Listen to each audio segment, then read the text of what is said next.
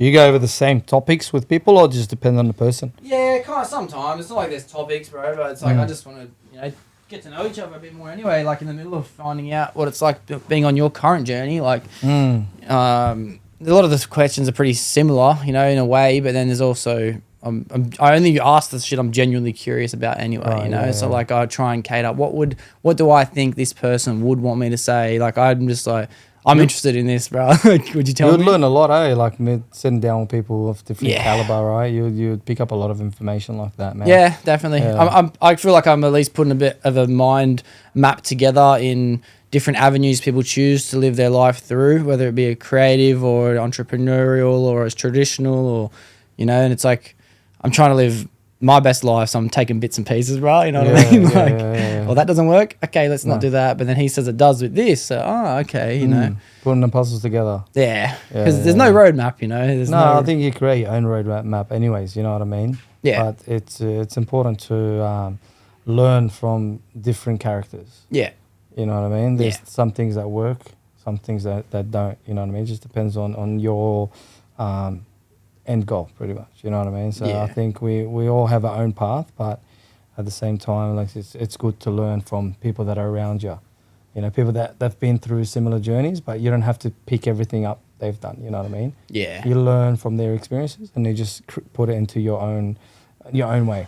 Yeah, that's exactly what I'm doing anyway, right? Because even if someone was to be doing the same thing as me, we could be born in different locations, and then we're gonna have a different outcome based on that. Like it's all different for everyone anyway. But I'm definitely seeing a lot of relations anyway, in which people, their decisions have led them to the same results. You know what I mean? And people have gone through the same similar experiences in doing so. So it's been interesting to say the least, bro. To say the least. I don't just have the conversation once. I have it, and then I go back and I edit it, and I have it again, and then I watch it when I post it. I will got it again. So I'm really just implanting shit, and it just stays in your mind. Yeah, I get it. It's cool, bro. It's fun. It's definitely fun. But I tell you what I will do. I'll let everyone who's listening know straight off the bat that I know you through the fact that you are the owner and the manager and running and in the shop and behind the till and talking and everything for the Ritual Espresso. All right, the Ritual Espresso. The Ritual, yeah. So the first one opened in Mount Druitt, second one now in Colby, Marsden Park. But I want to learn everything that led up to that. You know what I mean? Not just what that chapter of your life is like now. I also want to get to know you outside of that too. So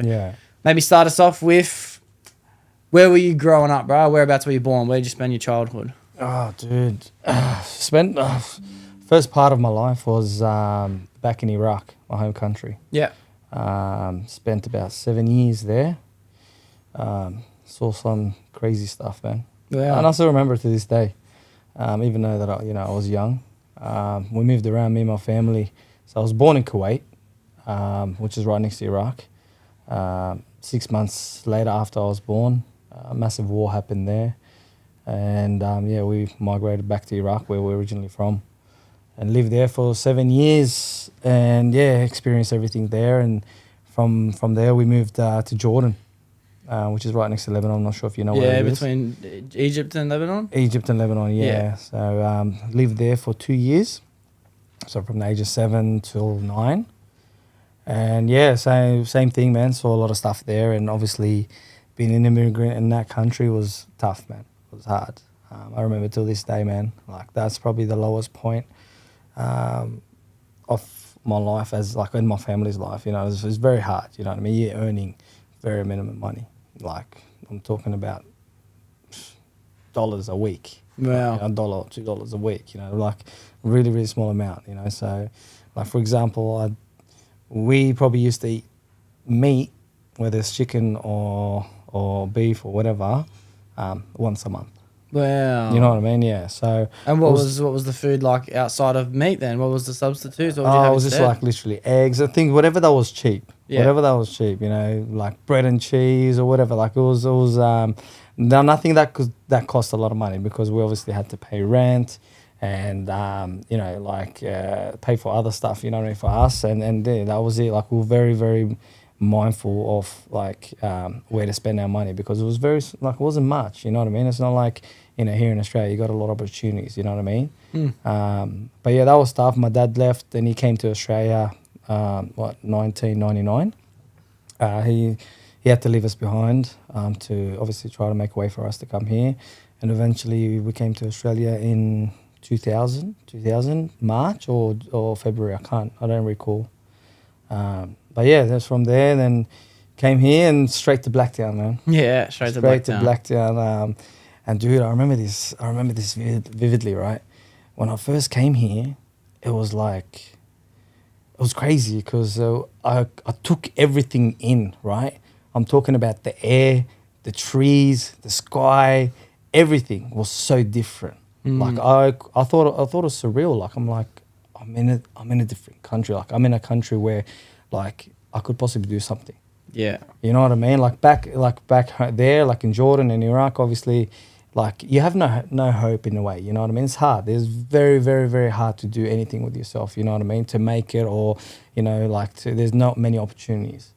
But yeah, so it's just that took my breath away. You know what I mean? Like literally driving from the airport to my house in Blacktown, right? I was just like taking everything in. I don't know if you like, you know, when you go to a new country, right? And everything there is just like new to you, right? Yeah. So you're just taking everything in. You know what I mean? That's how I felt. I felt I was amazed. Anyway, so 2000 and went to primary school in Blacktown, lived there for a bit, and then we moved out to Mount Druitt in 2004. Oh, wow. So you've been in Mount Druitt for a while. Yeah, so now 20 years. Yeah. So you would have been, you say you were 9 when you were up till 9, 10 in Jordan? Is that how old you were there? Yeah, so I came to Australia when I was 9. When you were 9? 9, yeah. So I went straight to year 4. Yeah. To year 4. I didn't speak a word of English. Really? No, not even a single word, man. Wow. I remember, man, and I used to get teased a lot, which is normal. You know, you're in primary school. It's going to happen, you know. You don't speak English, but... Luckily, I learned it very quick, man. I hung around with a lot of Australian boys and stuff like that, and I picked up the accent, picked up their language quite quick. That's crazy, then, bro. Yeah. I don't think I can remember ever being in school and having someone come to Australia as an immigrant and not speak English. I don't think I ever experienced that. Did you have anyone that came from overseas and came to your school, or where did you go to school? So I grew up in St. Mary's. I spent most of my life in St. Mary's, around those surrounding suburbs anyway. Colleton, St. Mary's, Mount Druitt, everywhere around there. Oh, okay. Yeah. In and out, maybe North St. Mary's at one point, but that was pretty much where I spent up until 12, 13 or something like that. Then I moved out. Then I moved everywhere. Hawkesbury, Rouse Hill, Quakers Hill, back to Penrith, back to St. Mary's. Wow, you've been... Since then, I've moved fucking who knows how many times. Yeah, right. But, I went to Bennett Road, which was a school in St. Mary's. Then I went to Colleton High School. That's St. Clair or St. Mary's? St. Mary's. St. Mary's, It's right on the edge of St. Clair, but... Yeah. On Memory Road? Bennett Road and maybe Shepherd Street or something like that. Somewhere around there. Maybe Memory Road. Yeah. But then I went to Colleton High School. That was the first high school I went to. Colleton High School. And then since then I went to Norwest, which is a school in Riverston. I pretty much left school year 10, I think. Just before year 10. So I moved around a lot, but I definitely grew up around, I'd say home was always St. Mary's. I was home. Yeah. Yeah. I mean, like, in terms of speaking English and stuff like that, I see it now. Like when I was in high school and stuff, a lot of people came to, came from overseas and then came to my high school. I went to Mitchell High in Blacktown, and you help them out. You know what I mean? You try to teach them, show them the way. You know what I mean? It's when people come from a different place, you know, it's our duty. To take care of them, you know, show them the way. That's how I see it, man. You know what I mean? Like it's not right to take advantage of people that come from a different place that don't know much, and then you just take advantage of it. You know what I mean? Yeah. A lot of people tend to prey on people like that. You know? That's crazy, bro. It's crazy that I just don't have the memory of it, or I was never exposed to it. But I bet it was a crazy experience, not just for you, but for the other kids as well. Having a kid come to the school and not speak the language, you know. It was crazy. I came around like real quick though, because obviously you're young, you learn everything really quick. So it took me about a year and a half before I could, you know, speak and just back myself and stuff like that, you know. But you know, the start was hard. It was just obviously come back home and it's just like, you know, I had no mates. Because there's no one there to talk to me, you know what I mean? Even if they wanted to talk to me, I couldn't even reply or understand anything. Yeah. So it was hard. at the start. That would have been crazy. But like you said the other day, like everything comes in 4 years, like an apprenticeship. You know what I mean? So it took me a bit of time from year 4, year 5. I started getting better and better. By the time I got to year 6 and year 7, I could speak fluently. Yeah, man. And what about siblings? Did you have siblings that came with and everything like that? Yeah, man. There's 7 of us, man. I didn't expect that. So four boys and 3 girls. Man. Wow. Is that very common in like Iraq and places like that? Yeah, like the culture, like our culture is normal. Yeah. Well, back then, like my dad's generation and stuff, it's then, but now it's just getting less and less. Less and less. So does that mean there was more for the generations above? Was there? Yeah, definitely, 100%. yeah, dude. My dad's my dad's from a family of 12 siblings. Yeah. Well, that's what happens when you got no TVs and nothing, you know what I mean? What else are you going to do? Yeah. Create babies. Yeah. Now you've got too much. You've got TikTok. You're just distracted. Yeah, I got live stream, 24-hour live stream, bro. You know? I got no time for girls. Kevin Hart's coming on Kaisanat's stream, bro. You know? Yeah. You know what I mean? No, but even the like I think Western culture back then they used to have more children. Yeah. You know what I mean? But now it's just getting less and less. But I think that comes down also to the cost of living, dude. You know what I mean? Like now I'm a father of 2. Like I'm married and I've got 2 kids. And I'm thinking, okay, you're calculating everything because everything's so expensive, dude. You know what I mean? Yeah. Once you have another baby, 3rd baby, 4th baby, you know, your house has to get bigger, right? It has to. Your car has to change. You know what I mean? You got to take all these into consideration. Yeah. You know what I mean? It's not like, you just pop them out, and what do you do with them? Yeah. You know what I mean? Obviously, our ancestors, like my father, grandfather and stuff, they didn't give a shit about that. They didn't think about it. And we came out all right. You know what I mean? We're good, you know what I mean? And sometimes I think about that. I'm like, I love kids, dude. I love kids, man. You know what I mean? I wish I could have like 8, 9, 10. Yeah. You know what I mean? And it's just like, you think, okay, shit. You want to be able to provide and give them everything that you can. You know what I mean? Equally. You know what I mean? You don't want to be having 7 kids and you can't look after her, or you don't, give as much as you did before to some of them. You know what I mean? Yeah, yeah. So that's why, like, my goal is to have 4. Yeah. So now I'm in the process of building a house. So I thought, you know what, that's going to be my baby for now. So I've got 2 little girls. One's 2 years and 2 months, and the other one is only 6 months. Yeah. And obviously, I've got the new cafe that we've opened now, and the house that I'm building. So once I finish that, get the cafe up on its feet, finish the house, then I'll consider having a 3rd baby and a 4th baby. Yeah, you're gonna have 2, then you're gonna have a break, then you're gonna have a round of 2, then you're gonna have a break, and then you're gonna have another 2, bro. You know what's happened? So when I first opened Mount Druitt, and then I had my first baby, and then I opened Collaby, then I had my second baby. Yeah, so it's like, I think it's just like cafe, baby. Yeah. Like house, that. baby. The cafe has to fund the baby. That's the whole point of the cafe. Yeah, man. But yeah, like that. So hopefully, man, look, what was I going to say? Trust me, bro, that happens to me literally every single episode. Like, look, to be honest with you, it's just... you got to be able to provide for your kids. That's what my main focus now. It changed my mentality so much. Like as soon as I got married and had my first daughter, it's like someone just pressed the switch in my mind, man. Yeah, I hear that a lot, which is very interesting. You know, like I hear that it really puts, especially men, into gear. Like I hear that a lot of girls kind of get that maternity factor before they're even pregnant. You know, but it's not for guys. It's not until they either hear the news or the baby comes out where they go, "Oh shit." Like, you know. Oh, look, I'll tell you, me. It's when the baby came out. It wasn't when I heard the news. Like when I found out my wife was pregnant and stuff like that, I was like, okay, I don't know. It's the first time, you know what I mean? I didn't know what to expect. Like, I don't know. And it was like, I couldn't believe it. I didn't believe it, eh? Like, I was like, okay, you're pregnant, but where's the baby? You know what I mean? And then, obviously when my daughter was born, and just you hold and you're like, this is real, you know what I mean? I don't know. You'll get to experience, like, it's very hard to explain that feeling, man. It's just, you understand when you're holding your own child. You know what I mean? It's an amazing feeling, man. It's different, and it takes you to a whole different world, man. And like I said, it just changes your whole mentality. Everything you do now, everything that I do is literally for them.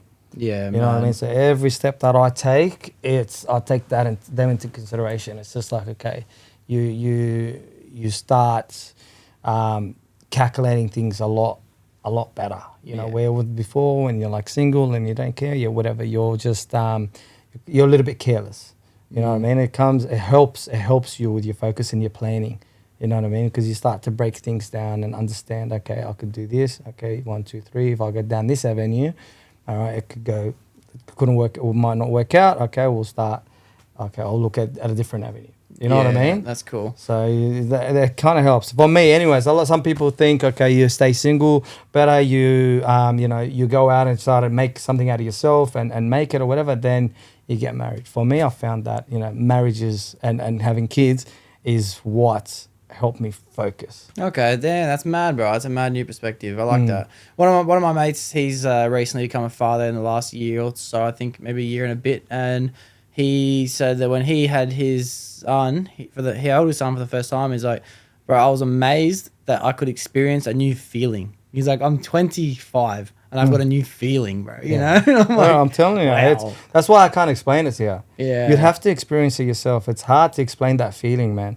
And until you hold your own child in your hands, and it's just like, I don't know. It's weird. It's really, really weird. And I felt the same when I had my second daughter. Same thing. And it's just like, it's surreal. The feeling is surreal. It's like, what? Wow, this is amazing. You know what I mean? We've created something like that. You know what I mean? Yeah. It's out of this world, man. And like, it's a blessing, dude. That's why I say it's a blessing to have kids, man. Yeah, man. Well, I'm going to rewind the timeline a little bit first, but I wanted to ask, how old were you when you had your first daughter? How old was I? Yeah. So it was like 2.5 years ago. So 21. Bro, you would have been like 14. No, dude, I was 2.5 years ago. I was 31. Yeah. 31, man. I got married at 30, and then had my first child at 31. And do you think, perspective-wise, now that you've gone through that, do you think that was a good age to have child? Or would you recommend anyone do wait a bit longer, maybe a bit earlier? Like, do you reckon how do you reckon the age thing was? Everyone, I think, look, you go at your own pace, where you are in life. But yeah, if I couldn't have a kid or be married before 30. Yeah. You know what I mean? Mm-hmm. I couldn't have done it because my mindset was completely different, until I just hit a switch and I was like, nah, I've got to change my ways. I've got to change and be a better person.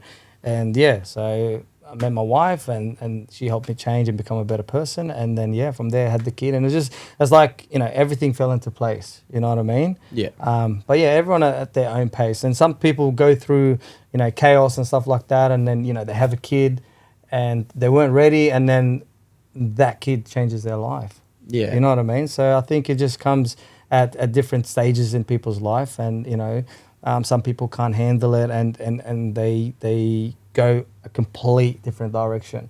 You know what I mean? So it's hard. That means, if that happens to some people, that the kid's not going to get looked after as just like if you actually care about that kid, if you know what I mean. Yeah. So you see it a lot, and people kids grow up and they go through all that adolescent time and part of their life, and it's just like they didn't have a father or a mother where they could look up to. Yeah. You know what I mean? I think we spoke about that the other day, and it's hard, you know what I mean? I think when you have a child, it's your duty, man, to raise that child in the best way possible. Yeah, so it's almost as long as you're the guy to be the dad, then it's your time. If you're not, the age doesn't matter, you know what I mean? You have to step up. You have to step up, you know what I mean? Even if you're not ready, you have to get ready for it, you know what I mean? Then and there, you've made the decision to have that kid. That's it, man. It's whatever that's, you're going through, whatever it may be, you got to drop everything, man.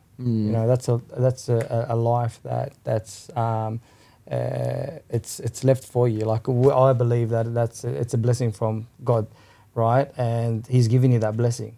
So take care of that. You know what I mean? Make sure the kid or whether it's a girl or a boy, make sure they turn out to be good human beings. Yeah. You know what I mean? Don't neglect them. Don't leave them there and just, not give a shit about them. You know what I mean? And not give them that, not nurture them and give them that life they deserve. Yeah. You know what I mean? For sure. Yeah, definitely, bro. I can't argue with it anymore. I'm definitely excited for my chapters, whether that Whether that comes in the next year or whether it comes in the next 10, bro, I'm actually all right with it. You know what I mean? Like when it comes, it comes. I've wanted to be a dad since I was 14, bro. 13 years old. Like it's the number one thing. Since you were 13. Yeah, in school, man. I remember we had an exercise. We were in year 7 or maybe year 8, and we had to say, "What's one thing we can't wait to be when we grow up?" Everyone's writing down. Bro, mum was dad. It's always been dad, and I can't wait for that. But it's a good thing, brother. I promise you, man. It's and I hope you think of me when I say when you experience this, when you experience your child's birth and you're holding your first child. And you come explain to me that feeling because I can't explain it. I honestly can't explain it. It's a great feeling, but I don't know. I can't find the words to explain that feeling. You know, you get when you're holding your first child or your second, whatever, your own kid in your hand. Like I've got 17, 18 nephews and nieces, right? Yeah. You know, and they're great. You know what I mean? I love them all to bits, right? But it's different, man. When it's your own kid. It's a different feeling. I've heard, and I am going to rewind. Actually, I've got questions I want to ask you about childhood as well before we get into like growing up here. But I heard someone say on a podcast once that having a child was like taking your heart and holding it outside of your own body. So all of a sudden you're a survivalistic species to keep yourself safe, but now you've taken your heart and you're putting it outside of you. You know. Wow. Does that explain the feeling very well? Yeah, bro. That's the nail on the head, man. Yeah, I think that's probably the best way. And it's like, you know what? Every time, like, for example, my daughter, when she started walking and stuff like that, and it's just like, when she gets hurt or something like that, it's just my heart just jumps, man. You know what I mean? It's like, I don't give a shit about me. I don't give a shit what happens to me. But the moment she gets hurt or something happens to her, it's like, fuck, I just want to make sure I protect her at all times. You know what I mean? Yeah. But what you just said now is just... that hits the nail on the head, man. Yeah, fuck yeah, bro. Yeah. I'm sorry about it, bro. I'm going to chill, bro. Wait. I'm going to chill on this feeling, bro. I'm going to stop asking these questions, bro. You're going to call up your ex, babe. You want to get back with me? Bro, I should text her, bro. Let's just have a kid and fuck up. Yeah. Bro, I've literally got plans with girls at a different age. Like if we're not kids, let's have a kid this age. Like, so it's like, I've got that safety. If you're not married at 40 and I'm not married at 40. Oh, bro, mine's way before 40, bro. Yeah. Yeah, I wish I could say it was as late as 30, bro. It ain't, bro. Yeah, I hope you experience a good relationship first and foremost with somebody that's that you deserve, bro. You know what I mean? You're a good person, Doxie. So, and then after that, I hope you get that experience with having a kid. And I can't wait to have it on my 6th, bro. Hey, can't wait to have it on my 6th kid, yeah, man. So it's a great experience, man. So gang. Right. Well, I'm going to rewind a little bit because I had some questions I wanted to ask you too. Since you said that you were 10 when you came here, when I was 10 years old, bro, I was on 9MSN Messenger messaging my friends in primary school, playing Facebook, Farmville, playing games like Habbo. Like I remember... How old are you now, Dox? 25? 26 now. 26. Okay, so I'm like, 8 years older than you? Yeah. So for me, social media and the internet has literally always been a part of my life, bro. Like I remember the iPhone 3G coming out and I was 9 years old, bro. And it's like, for me... You came out a good time. There was not much... things left before that, like the Nokias and the web sliders, all these things that were already out. Do you remember the Nokia, the E63s? I remember all of them, bro. Like, that's fun, man. Yeah. That's fun. But like what I'm getting at is like for me, I've always grown up in a world of connectivity, and with connectivity like social media and apps like Facebook and Instagram, you've always been able to see a world outside of the way you live and dream big in imagination. But I can imagine growing up overseas, like Iraq or Jordan, living in places like this, like. We didn't have. There wasn't much of that, bro. Like not much. There was none of that. Yeah, really none. None of that. We used to we used to be on the streets all the time. So I used to leave the house after I wake up and come home later in the afternoon. We used to just go around the streets, just fuck around. And I think, you know what, kids don't get that these days, man. They don't get that. You see it all the time, man. So, and you know what, that comes down to the parents. You know what I mean? Like a lot of parents, they want that time off. That they want their kid to stay quiet, and they just give them the iPad. Yeah, you know what I mean? It becomes a habit for the kid. You know what I mean? So he starts pretending to cry and starts making the chaos and going crazy and all that stuff, and so the parents can give him the iPad, and they end up doing it. It's wrong, man. Yeah, it's wrong. That's why I try to tell my wife, and we got to train our daughter to You know what I mean? She can't spend too much time on the iPad, you know. It takes away, I feel like it takes away the creativity. Yeah, definitely. You know what I mean? So that's why I feel like we had to come up with things to have fun. Yeah. You know what I mean? It's not like I'll jump on an iPad and then go on YouTube and watch some cartoons or whatever now what the kids do. You know what I mean? Sit there and just like zombies just watching there for hours. Yeah. I've seen it, you know. And they should see the brain rot kids watch on YouTube, bro. Like, oh dude, there's some stuff that they shouldn't be watching, man. You know what I mean? So if you're not real careful and got your eyes on your kids, they can get manipulated and brainwashed really, really easily, man. Yeah. You know what I mean? And you won't realize it now. Yeah. You don't realize dude, bro, I know a guy, right? And his son has autism. He's grown up, obviously, always with autism, but he was non-verbal until, like, I want to say, like, 6 or something, maybe 7, maybe, I would say around 6. And he would just have the iPad to distract him all day, you know, or the TV or whatever, just on YouTube, because it would keep him, like, sane, realistically. Like, he wasn't a terror as a kid, but, you know, if you'd have to really look after him, especially because he couldn't communicate. So he'd have the iPad. When he started talking, he had an American accent. He still has an American accent. I've got nephews that speak like that, dude. Yeah. I've got nephews that they speak with an American accent. Like they're like, what is it? The other month, we're at my family's house, and my nephew's like, "Oh, Mom, can you pass me the water?" I'm like, "Fuck this! What do you mean water, man? Dude, it's water." It's like, "No, man, it's water." I said, "Fuck, man, this guy's speaking." I said, "Hey, why is he speaking like this?" And they're like, "Yeah, he's on the iPad watching cartoons and stuff." That's crazy, Yeah. They pick it up. They pick it up, and it sticks with them because they think that's the English language. You know? Yeah. Which obviously it is, but that's the American accent. But they think it's our accent. You know what I mean? And that's what that gave me mad proof when I was younger, bro. That like you can really just become indoctrinated by whatever it is you're consuming. If it goes as far as the way the tone comes out of your voice, what part of the tongue is hitting what part of the mouth. Imagine what it's doing subconsciously, man. Like you're just like, bro, that's crazy. Yeah, and it's just like, and it's not even that. Like, for example, we're sitting here and there's all these images that your subconscious mind picks up on, but you don't realize that. Yeah. You know what I mean? That plays with you. That programs you without even realizing, man. And there's a lot of that in it. You know what I mean? You see a lot of it in cartoons. You see a lot of it in movies. You know what I mean? There's certain movies that come out and, you know, there's messages in those movies. It's like pretty much a warning. You know what I mean? I believe in that shit. Yeah. I've looked into that shit so much that, you know, I believe they have to warn us before they do anything. And unfortunately, a lot of the people are just like brain dead, man. Yeah. They just assume it's a movie, man. Yeah. You know what I mean? Like I'll give you an example is The Dictator. Yeah. Have you watched The Dictator? Yeah, the Sacha Baron Cohen movie, The Dictator, yeah. There's a lot of messages in that. Oh, yeah. A lot of messages in that. People thought, it's comedy, but they have to make a comedy. You know, they have to entertain you while they tell you the truth. Yeah. You know what I mean? Yeah, of course. Yeah, of course. Don't tell me America's a free country. America's not a free country. Yeah. So we're not a free country. You know what I mean? I believe that, you know, there's a higher power. Let's call it the Matrix, like Top G calls it. Right? Yeah. The elites. The elites, man. They're controlling everything, man. These guys, all these countries are in debt to them. You know what I mean? They're owned by the elites. So these guys are just pulling the strings. You know what I mean?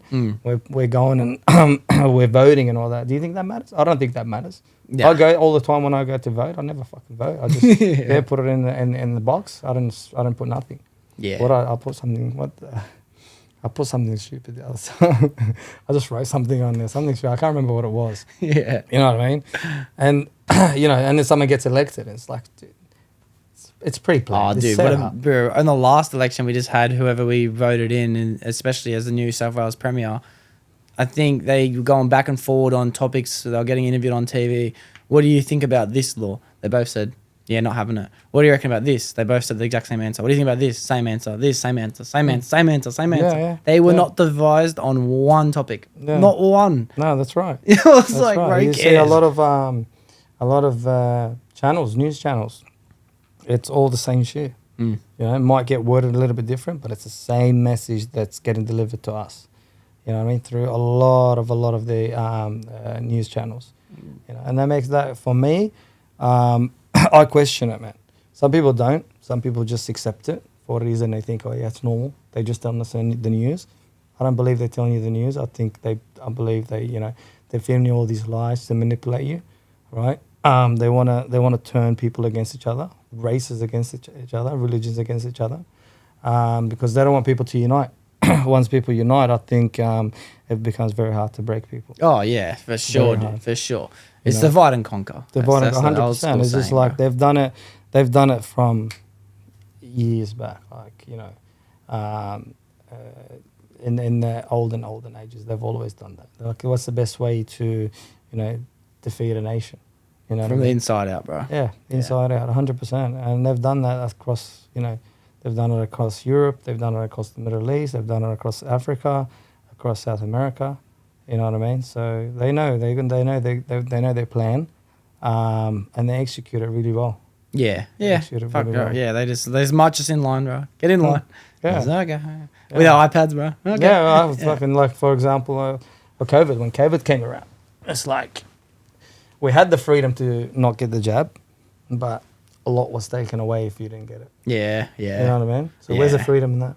Yeah, that's the truth about freedom, bro. The truth is about freedom is there is no such thing as freedom, No. To be honest, I've been thinking about that a lot over the last year or two, but like the truth is in what freedom means to even live in a free country like Australia, the freedom is the rules that you get to be playing inside of, There's no freedom because you have speed limits, you have like things like you cannot steal, you cannot murder, you cannot even do hate speech, you cannot do all these things. And within these laws of control... sorry to cut you off, Dox, but like stealing, murder and all that stuff, that's... They you have to implement those rules.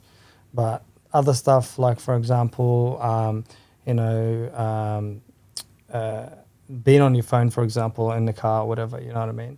I don't think that there's other things that you can do to avoid accidents and save lives, as they say. Yeah, you know what I mean? I think it's a money making machine. Of course. But what my point was, of course, we should have these laws, but true freedom means to be able to live within control. That's actually what I think freedom is. Because if we felt like people were running around shooting each other, like there was just complete chaos, you wouldn't feel free. No, you know of what course I mean? not. You'd feel like you'd feel scared, bro. You'd feel freedom is just peace within control. Like that's what I think of freedom. Yeah, look, I think that happened in America when they were going around and looting and stuff like that, and people done it because they got sick of it. And I guess it's shame. Imagine that just erupts and it goes through the whole country. Yeah. You know what I mean? Like, you've got when people have that hate against Islam, like Muslims, and you see a Muslim girl walking, and I've seen videos, the girls get attacked and stuff like that. And I think there was a situation in Parramatta at one point where a guy came and attacked a pregnant woman, a pregnant Muslim woman, right? And I think he hit her, and he hit her really bad. And that makes you think, dude. Like, it's like, okay, I've got sisters, man. You know what I mean? If a person touches my family, then I'll be scared of what I'm gonna do. Yeah, you know what I mean? But that's why, like, you want to be able to be like, you want freedom, but at the same time, you want it to be controlled in a way. You want laws in place. You know what I mean? Yeah. But yeah, so. Yeah, you got to have a balance within everything, bro. There's got to be a balance, obviously, within control. But the point I've just been thinking of is the fact that there really is no such thing as freedom. It's just finding peace within the rules that you're given. If you don't find peace in those rules, you don't feel free enough, go to somewhere else where the rules are different. That's your definition of freedom. But no matter what, you got to respect it. Like, you got to respect every land that you go to. You know what I mean? Every land has its rules, and rules are important, man. Rules are important. You have to follow these rules that the country has implemented, right? You have to. You can't just go into a country and just like fucking start breaking every single rule you want just because, you lived a different life. You know what I mean? You have to respect the country that you're in and the people from that country. That's how I believe, like I've gone from, let's say, Kuwait, Iraq, to Jordan, and to here, right? I've lived in those 4 countries. And every country had its own laws and rules, and you have to live by them. Yeah. Well, what was education like and schooling in the countries that you grew up in before? I remember I just went to school in Jordan. So I was too young in Iraq, and obviously too young. I was only 6 months in Kuwait, so I don't remember anything from there, to be honest with you. But yeah, just Jordan. I don't remember much. I was there what year? First year and second year. So I don't remember. I remember one situation, not educational situation, but it's just I used to walk 7 Ks or something like that to go to school. And one time I was a naughty kid, man. I didn't sit still, man. I always caused trouble. Yeah. And I was walking to school, and I was in year 1, so I would have been about 7.5 or something like that. And so in Jordan, right, the apartment buildings, some of them went into the ground. So the lower ground was like you got the road, for example, like that, and then the apartment building goes like that, and then this is the road, and there's no fence. So you'll be walking, right, and you look down and you see like there's 2 levels down more. You know what I mean? Yeah. And I was walking, and then there was a little girl at the bottom. She was playing outside. So it must have been their apartment or something. And I was walking down, and I looked down at her, and she looked at me, and she did something to me. I'm like, you know what? I went to spit on her like 7.5 years. Like I was fucking stupid. I don't know what I was thinking. Yeah. Anyways, I went to spit on her, and that's all I remember. I woke up in hospital. What? I woke up in hospital, dude. What? Right? I woke up in hospital, and then my hand, I've got a scar. So I don't know if you can see that scar. Yeah. I've got a scar right here. So what happened was, they'll explain it to me. I must have fallen because the road has no fence. Oh. There has to be a fence, dude. You know what I mean? There's no fence there. So anyone could be walking. If you're on the phone or, on your iPad watching TikTok, because I'm like, you're going down. Wow. So I must have fallen. It was like 2 levels. Yeah. Right? So I would have fainted halfway through. And, so my dad at the time, he goes to me, the guy that you spat on his daughter, he's after you, just so I don't go that way again. He's after you, and he wants to get you for what he's done to his daughter. So please don't go that way to school anymore. Go the other way. So, dude, I was going for the next year and a half. I was going to school. So instead of going that way, I was going over mountains and shit just to get to school. I got to Australia, and I said 2000, like 3 weeks, 4 weeks into Australia. I don't know why that conversation came up. And my dad's like, look, I want to tell you something, but don't get mad. I'm like, what's up? And he goes, the guy didn't even want to do anything to you. We just didn't want you to go there. I'm like, are you fucking serious? For a year and a half, I was adding 2 kilometers extra to my walk to school because I was shitting my pants because I thought her dad was going to get me. And he's like, nah, man. He goes, I thought I'd tell you here now, so don't stress. It's all good. Far out, bro. That's a crazy fall to take as a kid, but fuck, I've had some fucking, I've had some scars and shit. Like here as well. Like I used to jump on my bike, always go. Do you remember Parkley? Yeah. Where the jail is now? Yeah. They used to be a bush. Okay, yeah. Right. From Blacktown, we moved to Quakers Hill, and we lived there for a bit. So I used to have a bike and just go with the boys from Quakers Hill High. We used to go there into the bush, and there's all like bike jumps and stuff like that, right? There were motorbike jumps, I think, but we used to take our push bikes. Yeah. And dude, I'm like, I saw a massive jump. I'm like, oh yeah, fuck, this is mad.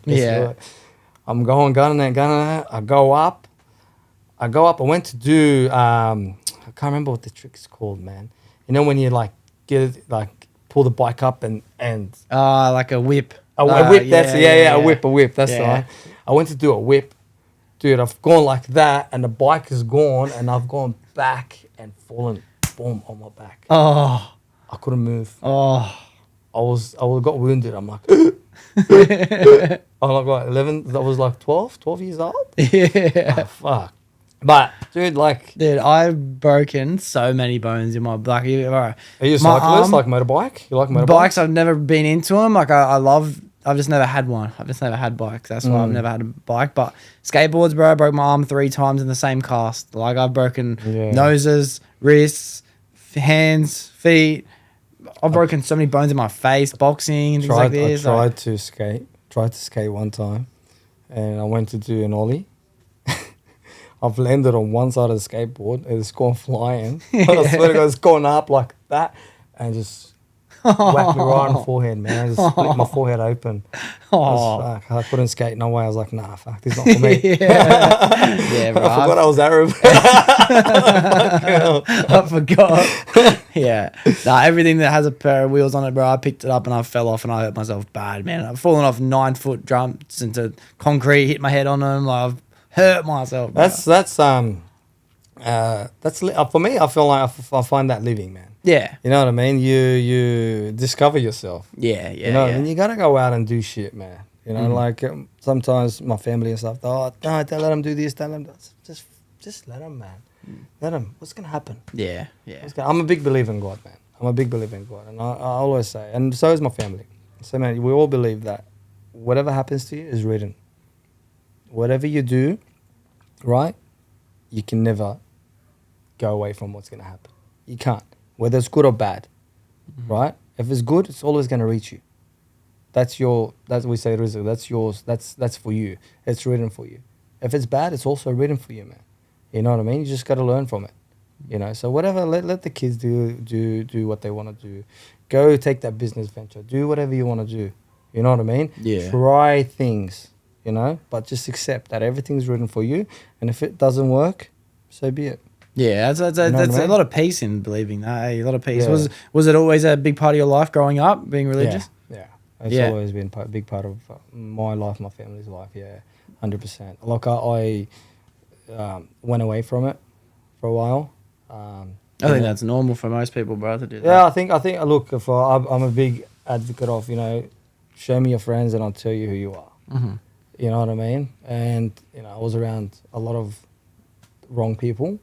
And just deviated away from the path and the religious path and every other path. You know what I mean? So I was in a complete different world. Yeah. And I was like, but I never stopped praying like for good. You know what I mean? I've always tried to pray, and I think that's what just got me back. You know what I mean? Having that belief in your heart. You know what I mean? Knowing that there's something good out there for me. Yeah. You know what I mean? Believing that God's got you no matter what. Just don't forget about him. You got to always say thank you for everything, whether it's good or bad, There's always a lesson in everything, dude. That's what I believe. Yeah, of course. There's always a lesson there for us to learn. It's just that, you got to go through life and just enjoy the journey, man. Yeah. Enjoy the journey, enjoy the process of everything, and just take everything in. You know what I mean? Go in hardship, to be honest, like, it's weird as I get older and I start to believe that more and more and more and understand that there's a lesson in everything. And there's no such thing as losing. You only take the L's and you take the lesson and all these little implementations. It's like, when I'm going through hardship, I'm always like, fuck, bro, I'm going to be so strong after this, bro. You know what I mean? Like, I'm going to learn so much from this. I can't wait to educate the next person to go through this battle, like, it's almost exciting, bro, when you start going through shit. And you know what? When you go through hardship, you don't realize straight away what the lesson is, man. Sometimes it takes months, sometimes it takes years to actually sit back and realize, like sometimes you got to look at it from a different perspective to completely understand that situation and what happened. And it's okay, I can work on it, I can do this, I've done that wrong and I've not done this wrong. You start breaking it down, you know what I mean? And you just evolve to a better person. Yeah. You know what I mean? So like I always say, man, if it's hardship or anything good, you know what I mean? It's always meant to happen to you. Yeah, definitely. What about teenage years then? Like, so I'm understanding what life was like growing up. You came here, primary school, high school. Was it like, were you into sport? Were you into, like, I guess you've always been religious. So I guess family was very traditional in that regard of, prayer and worship and things like this. And big family, so I'm understanding that. But what was life like as a high school teenager? Good. So through high school, man, so I discovered, so I used to box, just talk about sport. I used to box from the age of 12 to 14. And I was going to take that seriously, but then I discovered soccer. Yeah. At 14. Yeah, at 14 is pretty late to discover soccer, isn't it? Yeah. So usually a lot of people get into soccer at the age of 7, 8. They start playing for clubs and then, get into academies and whatnot and start developing. By the age of 12, they're guns, you know what I mean? Yeah. But I discovered it at the age of 14 through my brother, who's my business partner.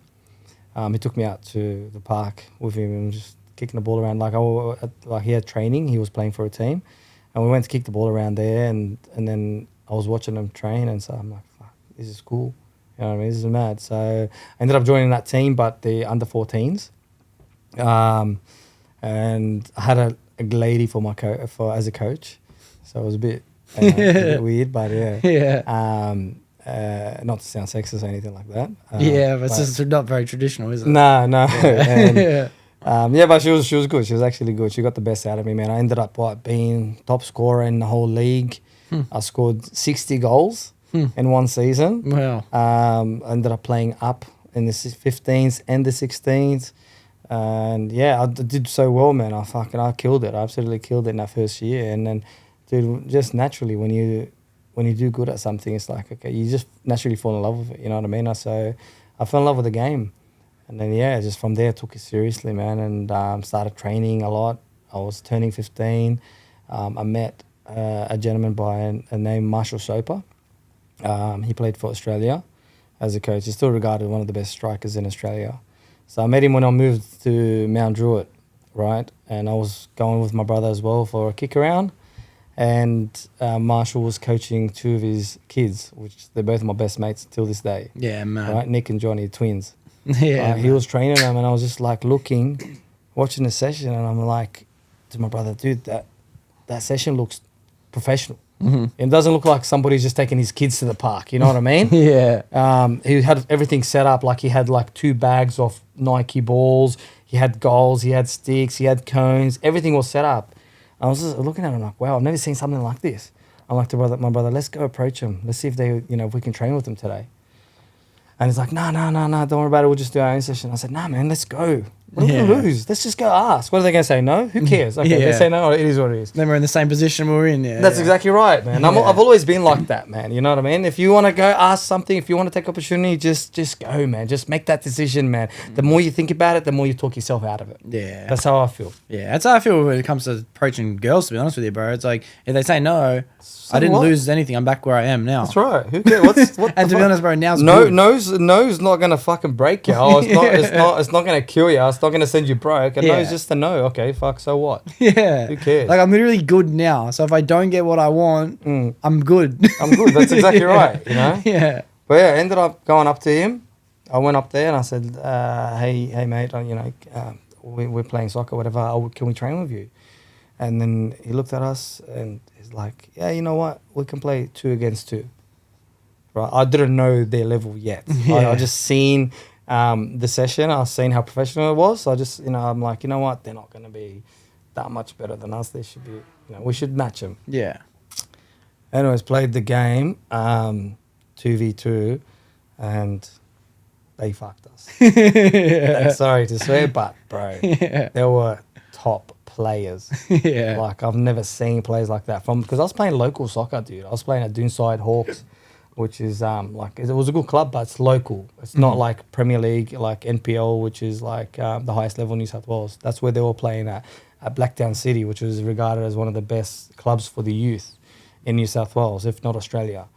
And yeah, but I was just like, whatever, man. I was just playing and just enjoying it, They were smashing us in terms of goals and stuff, but I was still trying skills and trying to do well, And Marshall was really impressed, with me and my brother. So he invited us to go train with him in his academy. So he's got his own academy. Wow. And then, I asked him how much is it going to be, blah, blah, blah. He said it costs this much. And I just said, look, I can't afford it. Like, this is us being in Australia 4 years now, like 5 years. So we're still not, you know what I mean? We financially, we went there, you know what I mean? Get alone me, go ask my dad to go pay for my soccer. So I was like, man, nah. I said, sorry, mate, I can't come. I can't afford it. He goes, you know what? He goes, you seem like a dedicated kid. He goes, and I like what I saw. He goes, you can come and train for free. Wow. So he gave me the opportunity to go and train for free, dude. Wow. Where other kids were all paying $25 a session. So if they're training 3 times a week, you know what I mean? They're paying $75. You know what I mean? So I was like, are you sure? Like, is that okay? Like I can't afford it later if you're going to say, oh, I owe you this much. I'm not going to be able to pay it. He's like, no. He goes, it's fine. He goes, I'm telling you, you can come train for free. So I ended up staying with him for 5 years. 5 years. He developed me, man. He changed my whole game. It's like, whatever craft you want to get into, you find the best person in that craft and you learn.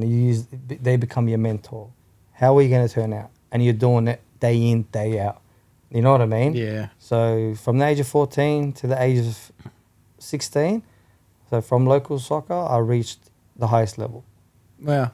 Yeah, so I reached the highest level there. Then Marshall, sent me and Nick and Johnny to Brazil for further development. Yeah. So we went there spent about 3 months there, and we were training, dude. We lived on campus in the academy there in Sao Paulo, and we were training 6 days a week, twice a day, you know. Wow, what was it like living in Brazil, bro?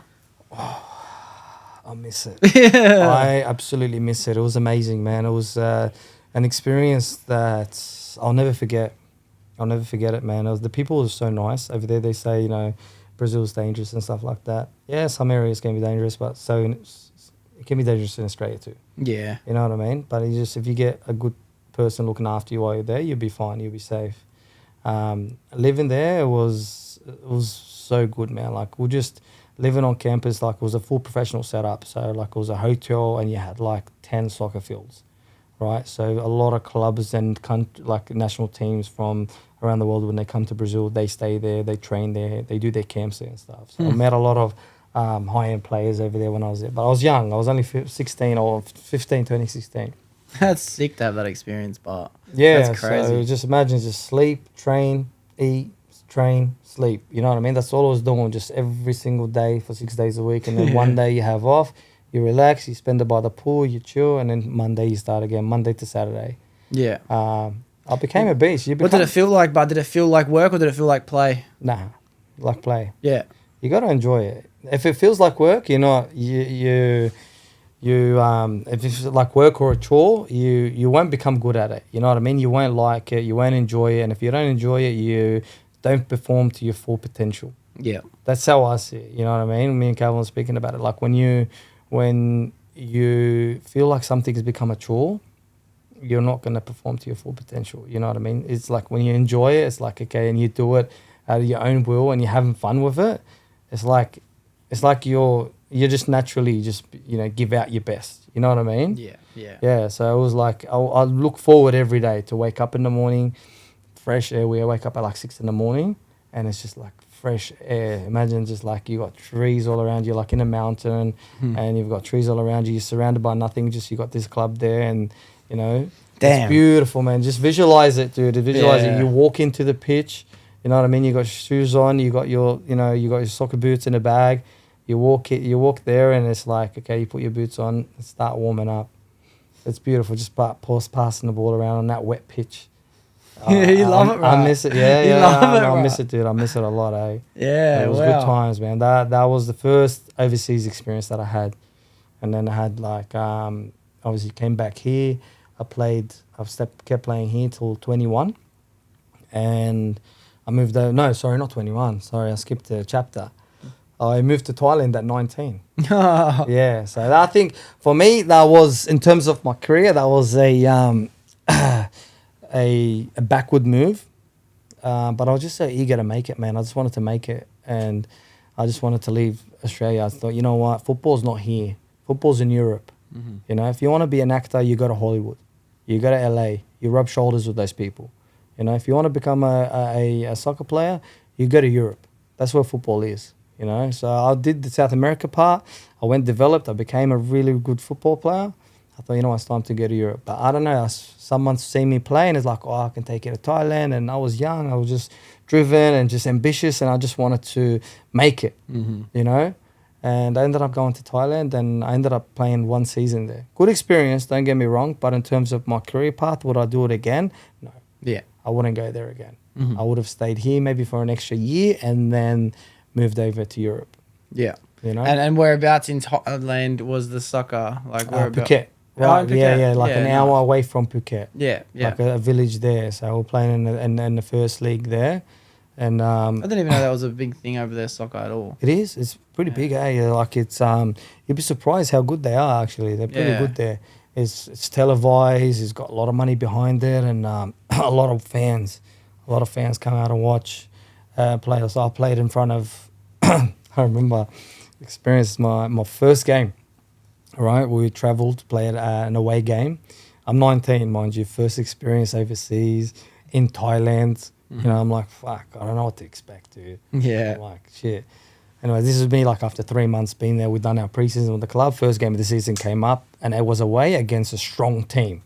And all the players are like, like on the drive there on the bus, they're like, oh, just be careful, this area is dangerous. And, you know, they spoke like that. I'm like, fuck, what am I going to get? Like, what the fuck's going to happen? Are we going to get kidnapped or what the fuck's going to happen? We got Bangkok, bro. Yeah, dude, or like we get out of the pitch to warm up and I see soldiers all around the pitch with AK-47s, right? Just standing there, right? And you got 30,000 people around, fans. What? So I'm used to playing here in front of 100 people, 200 people. Yeah. So about 30, maybe if not more, bro. And you're playing away, right?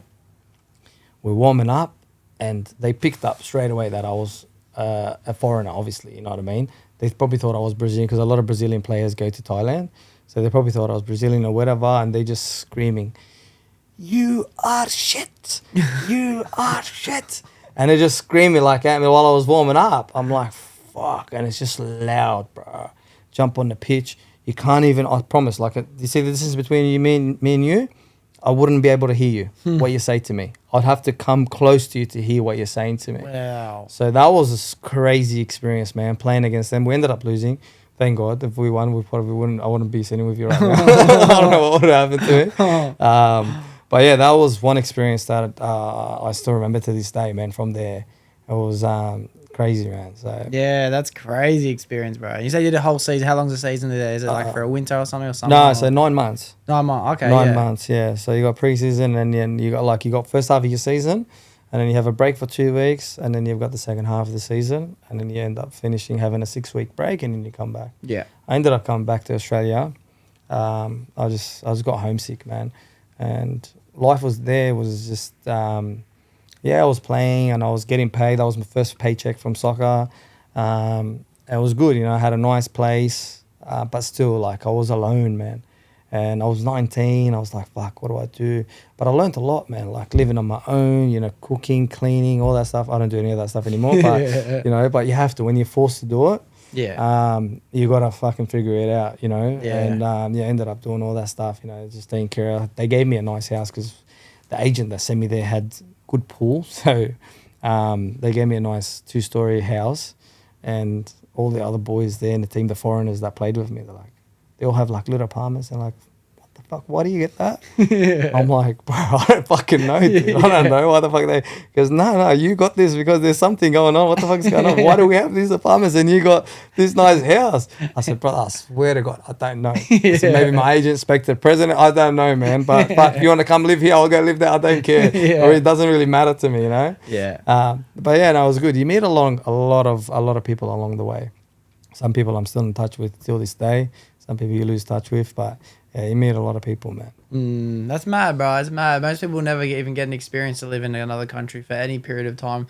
Bro, a lot of people don't even leave Australia at all for their whole life, bro. Their whole life. You know what, Doxie, so I'm not sure, so you're full Australian, right? Yeah, full Australian. I'm not sure if you got like your community, you know, your family, extended family and stuff like that. So we've got that in Arab culture, whether you're Lebanese, you're Palestinian, you're Iraqi, you're Turkish or whatever. You've got like a cult, which is like your community, you know what I mean, from the same tribe kind of thing, you know? Yeah. And we haven't got it the way you describe it. I know because I know a lot of people like from different nationalities and different cultures, and like white people have the most spread out, untraditional culture there is, bro. Like, right, it has its pros and cons. Yeah, there's no camaraderie in white culture. Yeah, no, we've got that, and it's very, very strong. And the thing is, man, a lot of the times it's like the first people that bring it down are your close, you know, tribe. Let's call it a tribe, right? They're the first people that bring it down and talk negative and, you know, and there's no support whatsoever. So when I ended up coming back from Thailand, it's like, oh, we told you so. You're going to come back. You're not going to be a soccer player. That's just a dream. It's just a game. You know what I mean? What are you doing? Go study. Go do this. You know, it was all that talk. And it was just like getting into my head, man. It's like, fuck, man. But I look back at it now and it's like, yeah, okay, I didn't play at the highest level. I played at a good, decent level. I earned money and stuff like that, but I didn't reach the English Premier League. I didn't reach the, you know, Spanish Superliga or, you know, the Italian League. You know, but I reached good levels. But for me, what I take is experiences that I learned from there, man. You know what I mean? The people that I met from there. You know, the person I am today is probably because of all the experiences that I had overseas. You know what I mean? It helps you grow as a person. You kind of you find yourself. You know what I mean? Or let's not say find. You create yourself. Yeah. You know what I mean? I don't think you meet. You know, you're on that path. You just you're creating who you are. Yeah. You know who you're gonna be. Yeah. You know what I mean? And for me, that's worth more than anything, man. Yeah. Worth more than money, worth more than anything in life. Because a lot of people think success is just money. But success is measured in so many different ways, man. You know what I mean? It doesn't have to be just about money. Oh, yeah, fuck, I've got $1 million. There's a lot of people that have millions of dollars. They're fucking miserable, man. You know what I mean? It's not about money. It's not about money. I think it's, there's a lot of aspects. Yes, it's good to be financially free, 100%. Right, but there's a lot of aspects to success. I think that you just got to be able to define what is success to you. Yeah, I've been thinking about that a lot lately. I think to me, success is measured of how excited I am to wake up the next day, and that tells me how excited. That tells me how successful I am tomorrow. Yeah, you know? If I'm excited to do it, then fuck, bro. Well, how successful is that? 100%, 100%. Obviously, you're saying that Thailand definitely shaped you as a person, and you feel like coming back to that, you didn't feel like you had that much support. Like there were people in your close community were like saying like, we told you not to go, this kind of stuff. Is that common? Like, is that kind of we told you so mentality a very common thing in your... It happens a lot, man. It happens a lot. And it's just like, man, you just got to, turn your ears... close your ears, sorry, I should say, and just like, don't listen. You know what I mean? Because if you listen to what everyone says, man, you're not really living your life. You know what I mean? I think you just gotta have that courage to go for what you want to do. You know what I mean? You just gotta decide what you want to do and go with it. And like when I went to Europe, that was the next thing I was going to tell you. When I decided to go to Germany. Germany now? Yeah, I went to Germany at 21. So I came back from Thailand. Spent 6 months here and then decided to, after hearing all that shit, told you so. I said, you know what? I don't give a shit. I don't care. Like when you have a dream, right? I think you just follow your dream, man. Do what you need to do. At least, what, at the end of the day, you can say, I tried, I did what I did, and if I didn't make it, so be it, man. You know what I mean? I earned okay money from it. I got a lot of great experience from it. You know what I mean? But the biggest thing for me is just that I dared to become a footballer, a professional footballer. I packed my shit and I went and I tried. What have you done? Yeah. You know what I mean? What have you done? Yeah. You're just sitting here just fucking saying all this shit. You know what I mean? When you've done nothing with your life. You know what I mean? You haven't tried anything. You know what I mean? And like, yeah, man, like it's just packing my bags and decided, told my dad, I'm going to go. He goes, where are you going? So I'm going to Europe. What the fuck? What do you mean you're going to Europe? Yeah. I said, yeah, I'm going to go to Germany. I've got an agent that's organised a trial for me there. And he goes, all right, well, good luck, man. He goes, I hope you do well, whatever, My dad's always been there, helped me out and supported me my whole life. And yeah, he's like, bro, go do whatever you need to do, try your best. Like he's been through it, you know what I mean? He's been through from country to country, same thing, trying to, give us a better life. You know what I mean? Yeah, look at the leaps and bounds he went through. He came over, had to leave everyone. He's someone that him and my eldest brother, I look up to him a lot because they've been through so much, you know what I mean, just to make sure they can give us a better life, you know what I mean? My old man was, not to deviate from the topic that we were just talking about, but, when he first came to Australia, he was, working, pushing trolleys and whatnot, and at the, in the summer, like in 40-degree heat, just to be able to provide for us. So for me, I look at that and I see a hero, bro. You know what I mean? I see someone that I would love to be like, and take it to the next level for my family as well. You know what I mean? Support him and make sure he's retired and he's content and happy with the person I've become. I look up to him a lot. Yeah, so I decided to pack my shit and just go to Europe, man. I ended up being there for 4 years. I came back at the end of every season, come back, then I'll go back again. Wow. But yeah, like, dude, I've always been like that, Docs. Whenever I decide I want to do something, I just go with it, man. That's mad to chase your dreams, bro. Yeah, it's something that I miss a lot sometimes. I wish I never stopped. I stopped at the age of 28, so what's that, 6 years ago? But my body couldn't do it anymore, man. I kept getting injured and stuff like that. And, every season I was out for 2-3 months. And, I was like, you know what? It's been a good run. I've learned a lot. I've been to a lot of places. I've traveled even like when I played in certain countries, I would travel in holidays and stuff like that. I'll travel to other countries and see the other countries and stuff like that. Like in Europe, I went to Belgium. I went to Holland. When I was playing in Denmark, I went to Sweden. You travel around and you see different places. Like I would never have gotten that opportunity to do that if I just stayed here. Yeah. And you said it before, a lot of people never left Australia. And I know people that haven't left Australia. You know what I mean? If they go on holidays, they go to the coast, they go, whether Central Coast or South Coast, wherever, you know what I mean? Or furthest they might go is Gold Coast. You know what I mean? Bro, let's just talk, to take away travel aspect. A lot of people never chase their dreams, bro. Like, fuck traveling. Like, chasing your dreams is way bigger of a fucking step in life than traveling. So true, man. Yeah. Like, man, my favorite book is The Alchemist. Have you ever read or heard of The Alchemist? No. Who's the author? Oh, who's the author? That's a great question. I'm going to look it up right now so we know. I would like to know the answer to that question. The Alchemist. Yeah. What's it about? Paulo Coelho, I guess. Paulo Coelho? Yeah, Paulo Coelho. Sounds South American. He ended up selling like 100 million copies. 100 million. It's crazy. Anyway, it's about a boy who is a shepherd. He grows up just a standard, no one even wants him to be a shepherd. They say, why do you want to be a shepherd? A shepherd travels across the land with barely any money, town to town, like this kind of stuff. And he's like, yeah, I want to be a shepherd. But he ends up having a dream that everything that he wants is this crazy place on the other side of the world, Egypt and the pyramids. His treasures are buried there. He has a dream.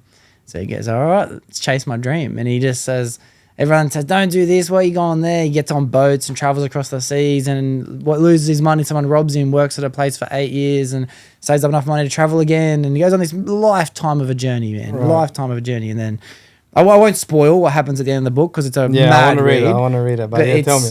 It's about chasing your dreams, bro. You know what I mean? Yeah. And it's a made up story, but it's very relatable. It's 100%. Such a good story, man. It's like you said, man, like chasing your dream, dude. It's not everybody is willing to do that.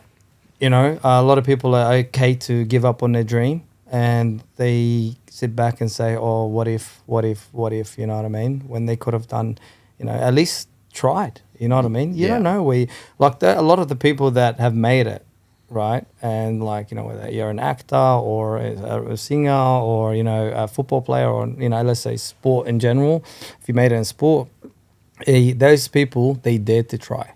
Even just make it in business, make it in business entrepreneurial too. There's so many people that, they get the opportunity, right? But they're too scared of failure. Yeah. They're too scared. And even in anything, if you're going to be scared of failure, you're already put yourself on the back foot. You know what I mean? You're already thinking of the negative. Yeah. Some people are, what if it doesn't work out? But what if it does? Yeah. What if it fucking does? What if things go your way? You know what I mean? Yeah. I think it's just having the balls to just go dive in and figure shit out as you go. Yeah. You know what I mean? I've been like that, man. I don't care. I promise. I'll just pack my bags. I'll go to Germany. I'll go to Thailand, or I'll open the Ritual Espresso, and whatever happens, happens. Yeah. I promise you, I did not have a plan. I promise you. Me and my brother said, you know what? We've always wanted to do a cafe. I've always wanted to do one because of what I saw when I was in Europe, right? I saw the cafe industry and stuff like that. I just got attached to it. I was having coffee there after training and stuff like that. I like the vibe that it gave, you know what I mean? And that it brought people together and you're having a coffee. Like I sit down with the boys from my team and stuff. I enjoyed that aspect of it. But did I love it? No. But I've always been a people's person. You know what I mean? I like to communicate with people. I like meeting new people. And cafe gives you that opportunity every single day. Yeah. You know what I mean? So since I opened Mount Druitt, it's been about 3 years now. 151 weeks. Yeah, 151 weeks. Exactly. November 2021. 2021? No. It was 6th of January. Yeah, official, 135 weeks ago, I think, official. I did a bit of research. Oh, did you? Yeah, the official launch date was early January. Yeah. But did you do a soft launch a bit before that? Yeah, you're actually right. It was December. Late December, yeah. And then we made an official, like a grand opening on the 7th of January. Yeah. Yeah, 7th of January, 2021. Yeah. 22 was it? 22. No, 21. 21, yeah, 21. Yeah, sorry, my maths are wrong. 21, yeah. So it'll be 3 years in 2025. Yeah. You know, but yeah, so I've always been a people's person and stuff like that. And so many, they used to be customers, now they're family and friends. Yeah. You know what I mean? Yeah. So a lot of the people that come to the cafe in Mount Druitt there, they've become close friends. Mm-hmm. You know what I mean? And it brings that, it's got that atmosphere, you know what I mean, where you meet people every single day. And like even here now at Colby, we've been there for 4 weeks, and you're meeting different type of people. Like for example, I met you. Yeah, that's great. You know what I mean? I've met you, weeks, and bro. How many weeks ago? Four weeks ago we met. Yeah. And now we're sitting on chatting like this. So it's crazy where it takes you, and I love that aspect of it. You know what I mean? Besides the business and everything like that, it's just the fact that, you meet different people and you don't know, like I've always been like, even with my soccer and stuff like that, the opportunities that I got is because of the network, right? I networked, I met this person and I met that person and opportunity presented itself. You know what I mean? I find that, to get to the top or to get to where you want to get to, you got to meet the right people.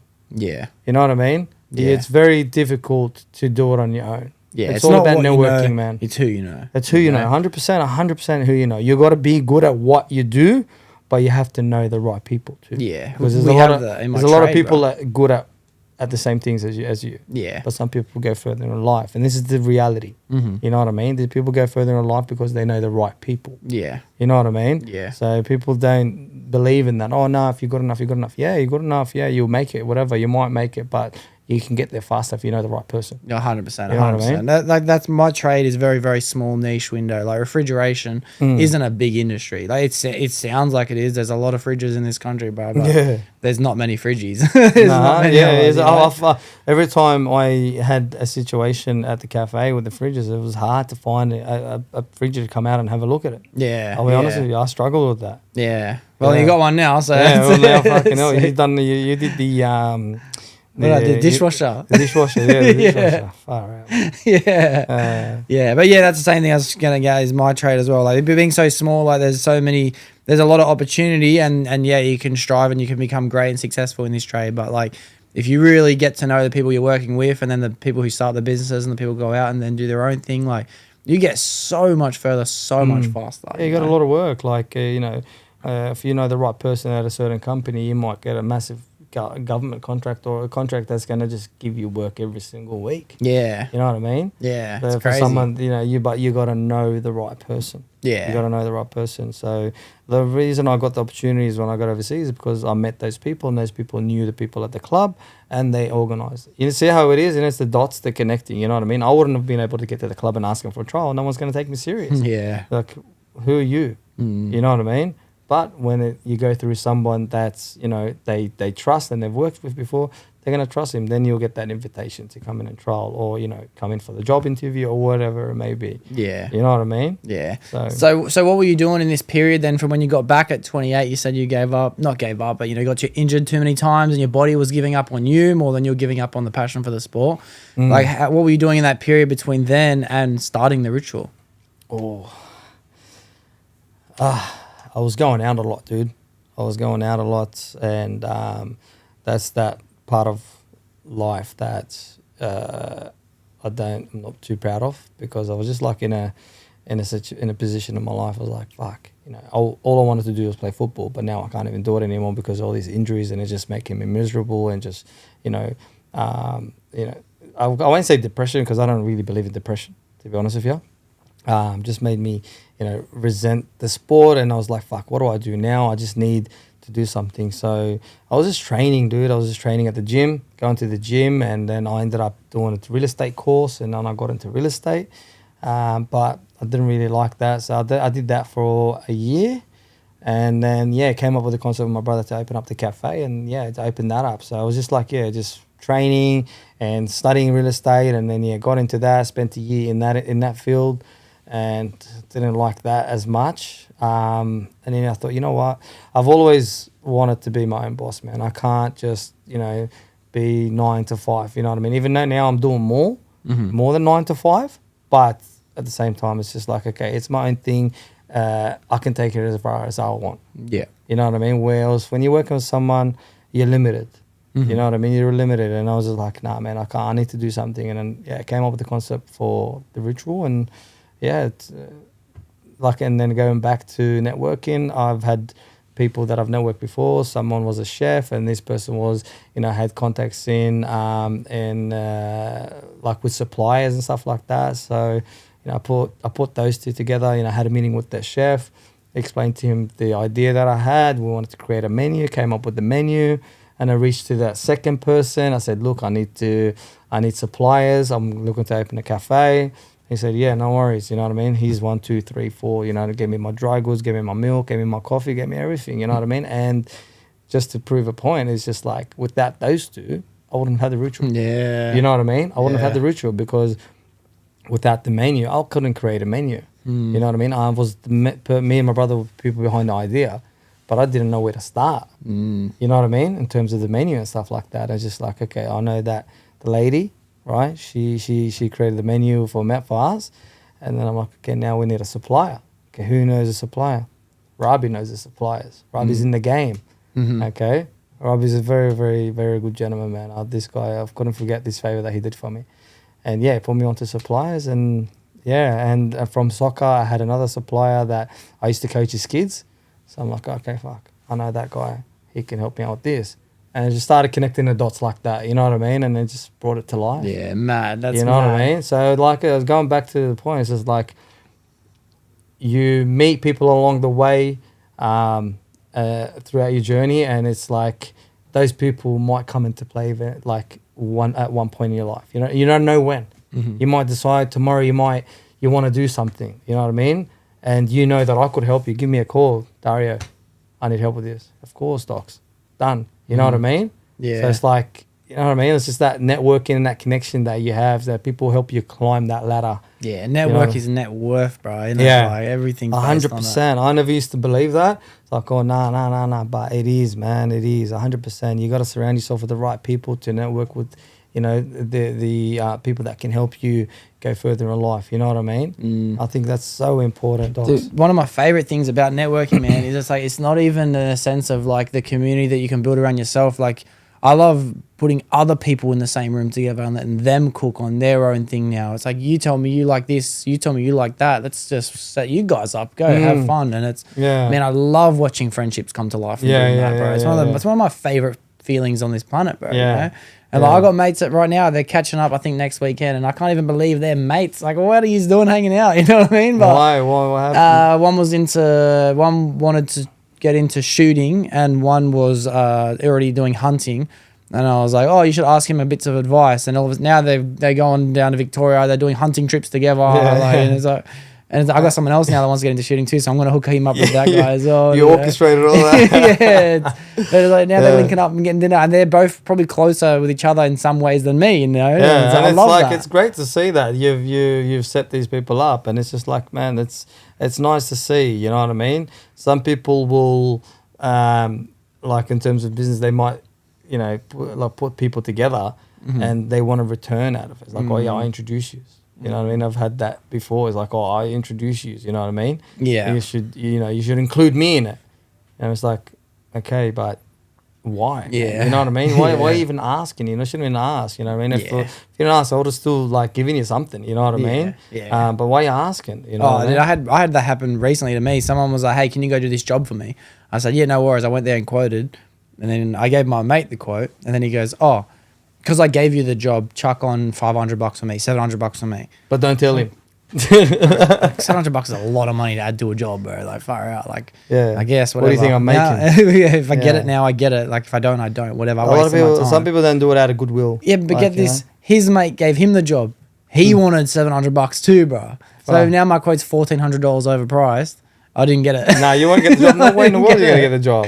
No way. Fuck off, bro. Don't ask me to go do the job then, you know? It's, unfortunately, people look at it like that, you know what I mean? It's just dollar signs, you know what I mean? If you walk around, you know, in life just about money, you're going to be depressed. Yeah. You're just gonna be miserable, man. You're gonna hate life because when you don't make money, you're gonna feel worthless. You know what I mean? Mm-hmm. And some people, when they make too much money, they don't know what the fuck to do with it, and they blow it all. Yeah. You know what I mean? Yeah. So it's like, you know, money shouldn't be the end goal, but it should be part of the journey. You know what I mean? You should try to, you know, reach financial freedom yourself, for your family, you know, so you can, you know, spend more time with your kids and do things that you want to do. But yeah, it shouldn't be the ultimate goal. Yeah. I think there's more to life than just money. Definitely, you know? definitely, yeah. Well, let's just talk on that subject as well then, because going into starting the ritual, how much, like, if someone is interested, because I think it's a lot of people's dream to have a cafe one day, you know, realistically. A lot of people are coffee enthusiasts. They love spending their times around cafes and stuff. I know one day I'd love to have a cafe myself, you know. It's not one of my major goals and plans, but if the opportunity comes up and I happen to be the guy at that moment to take that opportunity, I'd like to be able to take it. So how much does something cost to be able to start something like that? Do people need to make sure they have an abundance of money, or is it something that you kind of just risk and give it a go? You know, like, what's your perspective on it? It depends on the size of the cafe or the venue. Right, depends on the size of the venue. So you're looking at it from 250 to 500,000. Yeah, it depends on how far you want to take it. You know what I mean? Some people do it at a smaller scale, and then they build up from there. You know what I mean? Everything's minimum. You know what I mean? So for the fit out and you know, the menu they put on, the equipment they use and stuff like that is very minimum. So some people want to go all out, but it's about 250 to 500,000. You know, my cafe cost me about 300K, but then you also have to have some money in the account for the next 3 to 6 months. You know what I mean? To cover wages, to cover rents, to cover, you know, unexpected costs that may come up. Just because it might not kick off straight away. You know, depending on your strategy and what you do, but yeah, it might not kick off. So you need to be able to cover and take that risk, right? Because people think, oh, you open up a business and, you know, money's going to start flying in. Nah, man. You got to sacrifice, dude. Me and my brother sacrificed for a whole year. Yeah. We took zero. Yeah. Zero. You know, we're just using our savings. You know what I mean? Because we're trying to build the account for the business. Make sure there's money in there just in case something goes south. Where the business is able to cover it. You know what I mean? But yeah, it's a lot of hard work, man. It's not as easy as people think. You know, no matter what industry you're in, you got to sacrifice time. You know, you got to put in the hours. You got to fucking, like my brother and I did, we were doing 6 a.m. till 10 p.m. The first 3 to 4 months of Mount Druitt. Wow. You know, 16-hour days. Yeah. It was hard, man. It was very, very hard. It was, I used to get home so finish work at 10. By the time we clean up and stuff, you're out of there by 10:30. You get home, you know, you have a shower. You might eat something, you might not. And you're asleep by 11:30, you got to be up at 5 next day, or 4:30, you got to be up and boom, do it all over again. You know what I mean? It's a lot of work, but it just depends on how bad you want it, man. You know what I mean? Do you really want to go down this path? A lot of people give up in business and they say, oh, you know, a lot of businesses fail in the first 2 years. Yeah. It's because of the operations. It's because of the person that's running it, man. You know what I mean? They might face a small hurdle and they just give up on it. You know what I mean? I feel like a lot of people as well, though, they might not even ever break out of that lifestyle of 6 a.m. till 10 p.m. You know what I mean? Like I work in a lot of places being a refrigeration mechanic. Like I've been to thousands of restaurants, cafes, pubs, clubs, everything. Like, and there's a lot of people out there, dude, that have been doing that for 15 years, bro. You know what I mean? And they're barely paying rent, bro. Like, you know what I mean? Like, it's a shame. And I don't think that people take that into consideration, you know? And it's like, were they never meant to do it in the first place, or are they not implementing the right strategies to get themselves out of it? Yeah, you know? that's what it is, man. They're not implementing. They're not looking at their numbers and calculating everything right. You know what I mean? They're probably just making a little bit of profit where they're not, you know, able to cover like for example, get an extra person in. You know what I mean? They're making that little bit of profit where it's covering their wage or whatever, and it's like they're not thinking outside the box on how to, you know, bring in more revenue into the company, which will allow them to hire an extra person to take a bit of pressure, or delegating the tasks to current staff to take a bit of pressure off yourself. You know what I mean? It's just like they want to be involved in the business all the time. Yeah. You know what I mean? That's why they're stuck in that position, because they think they've turned the business in a way where it can't operate without them. Yeah. Where it's wrong. You know what I mean? As a business owner, you have to start, you know, delegating tasks and start writing procedures and processes in place so that the business can operate without you. Mm-hmm. You know what I mean? I watch a lot of seminars and stuff like that from successful people, and they say it a lot, and it's so true, man. You're not you're not an entrepreneur unless your business is able to run without you. You know what I mean? If you're working in your business and you're getting paid a wage from your business, you just bought yourself a really good paying job. You know what I mean? You know, if you can't pack your shit and leave, and the business will run without you perfectly, then it's not a successful business. You know what I mean? And that's where now I've opened a second one. That's where I'm trying to get to for myself and my brother. I want to get to a position where we can, be able to manage the business from our side, but work on it and develop that brand even more to the next level and just turn it into something massive. You know what I mean? Trying to take it to the next level, open a third, fourth, fifth, sixth, and just keep going, keep rolling. You know what I mean? So now just trying to tweak finer things in the business and just be able to make it run efficiently, right, without us even being there. You know what I mean? And that comes down to having the right people on board with you. People need to understand your vision, and they need to be on board with that vision. Yeah, you know what I mean? And Calvin is a great example. He's very switched on person, as you know. You know what I mean? And having him on board has taken a lot of pressure off me. You know what I mean? So that's why I've told him, you know what I mean? In the future, I want you to be part of the business. You know what I mean? As a shareholder. You know, because I see him, and I told him this the other day. We went training, and I told him, I said, "Man, I'll give you 5 years. I don't know. There's something that I feel about you that you're going to be very, very successful. You know what I mean? You give me this, you know, what's the word I'm looking for? Like, I get this feeling about him, like he's pretty straightforward. You know what I mean? And he's got this leadership character about him. You know what I mean? Yeah. That's what I said to him. I said, I want you to be with us. You know what I mean? Because I feel like we could grow as a company even more. You know what I mean? When you're on board with us. And it's just, you know, having good people with you, you can't take it for granted. You know what I mean? You got to make sure you look after these people. You know what I mean? Like for him, I honestly see him doing very, very well running his own venue. Yeah. You know, and I would love for him to be part of it with us. You know what I mean? Opening the third, or whether if it's the third or fourth, you know, it'll be with him. Yeah. You know what I mean? And that's how you grow, man. It's very hard to grow on your own.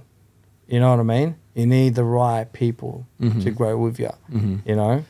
Yeah, that's something that me and Kel actually talk about, to be honest. Like, it's awesome that you guys have come into paths with each other. You know, I think that, like, we connected very quickly too, because he's got a very, very similar mindset. Yeah. And that's very rare to find. Yeah. You know, people on, like I said, the same wavelength, you know what I mean? Same energy. You know what I mean?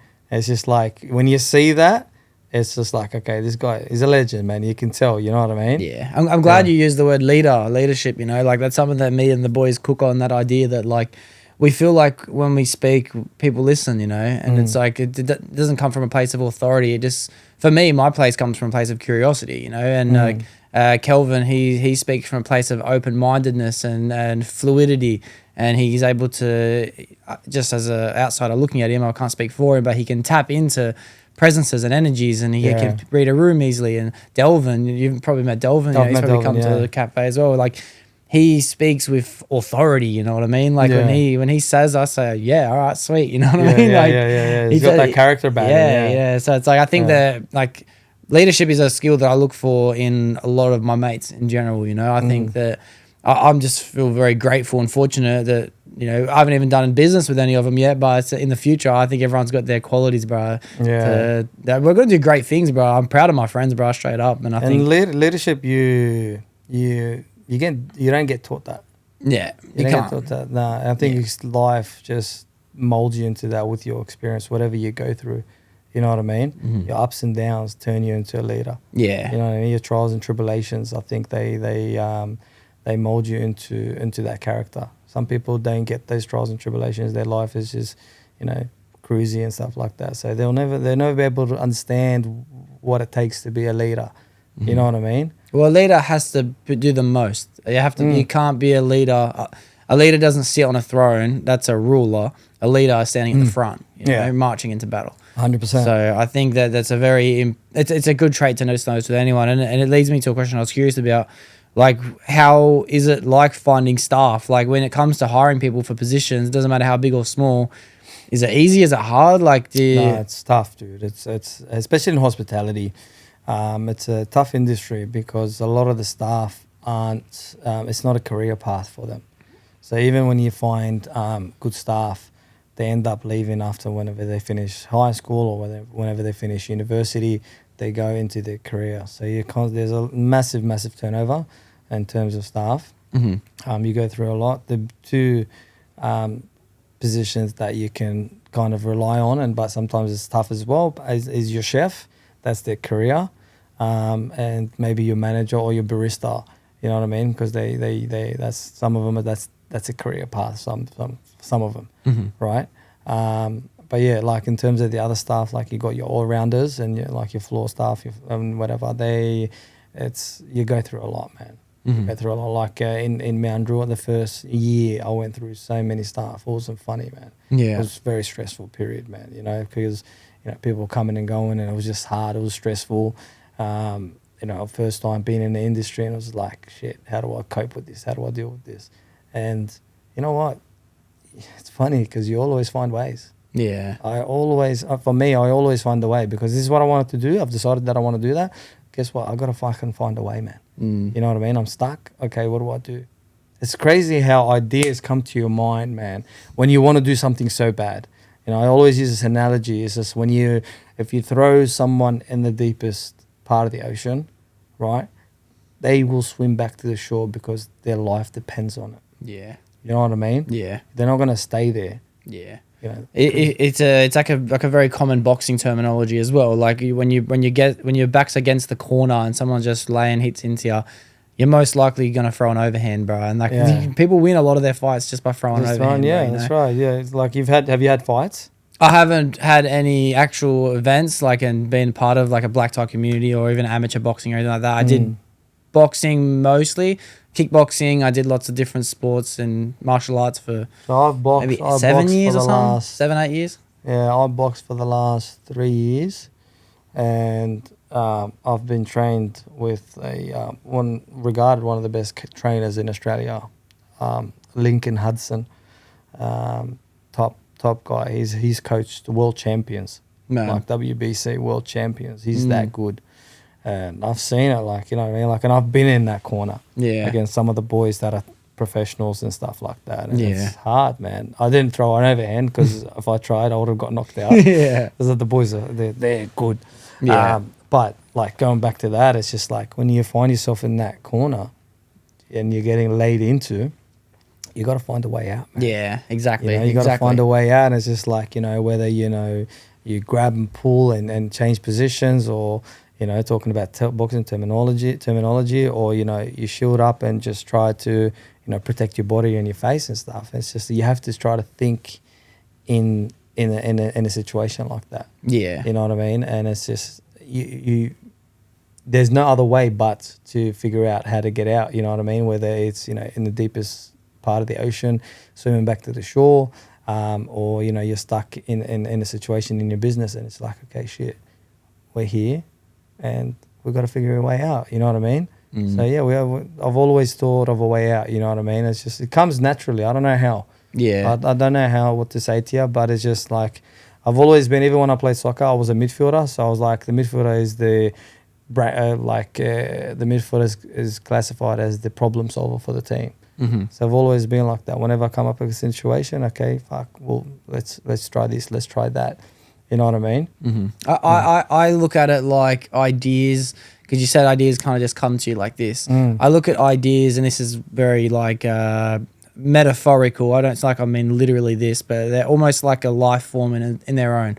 An idea comes to you. You don't necessarily come to the idea, you know? Yeah. And the more open you are to ideas coming in and acting on that idea, whether it be chasing your dreams and going overseas, or whether it be starting the cafe you wanted to do, you've now allowed free welcoming to more ideas to start coming 100%. To you. You know, you've trained a muscle in a way to just be open to ideas wanting to come through you to come Maybe to that's life. what it is. That's what it is, Doxie. It's just the fact that I've always been open to do anything, and I've always had the courage to just go with stuff. And maybe that's what it is. Maybe it's just courage. You know what I mean? Just something comes to my mind. Okay, let's try this. Yeah. You know what I mean? Let's go with this thought. And there's or this idea, and it always works out. Yeah, it always works out. And I've been in tough situations like 9 months ago, I was gonna sell Mount Druitt. Yeah, I was gonna sell the cafe. Me and my brother we had enough, and I was like, okay, it's too much. You know what I mean? It's taking too much of our time, you know, or like maybe a year ago, you know, it's just like, fuck, it's taking too much of our time. Cost of goods went up, rent went up, you know, wages gone up, and it's just like, okay, we're in a position where we're not making money that is not. I could be working somewhere else for a company, and I could be earning probably double what I'm earning now. Okay, we're gonna sell. I was like, okay, we'll give it 6 months, right? Gave it 6 months, tweaked a couple of things, you know, tweaked the prices, sat down with our suppliers, negotiated some prices, brought some prices down, put some prices up on some of the menus, studied the menu, okay, looked at it, okay, it's cost us this much, changed the pricing for it, and then before you know it, things started going well. You know what I mean? And it's just like, I couldn't believe it. I was telling Kelvin, I was like, dude, I was going to sell. I was going to sell Mount Druitt. I had enough. I said, fuck this, I'm out. You know, I told my brother, you know what, I can't do it anymore. And he's like, yeah, I can't do it anymore either. We'll give it 6 months. We'll see how it goes. We won't give up straight away. You know what I mean? I said, okay, no worries. Now we've got location number 2. Yeah, that's you know crazy, what I mean? I promise. It went from one extreme to another. Yeah. So fast. Yeah. You know? And then now it's just like everything is flowing really, really nicely. You know, we're hopefully in a year's time open up a 3rd location. And then, yeah, after that, every single year, just go to location. If we can do 2 locations in 1 year, we'll do that. I think that's where a lot of exponential growth doesn't come into play in people's endeavors, is because they don't do those finer tweakings. You know what I mean? Like I've noticed they don't study things enough. You know what I mean? They don't look into it in depth. You know what I mean? I think they just go on with the motions. Yeah. You know, through the motions, and it's just like, okay, things aren't going well. They don't really look into it, and it's like, why?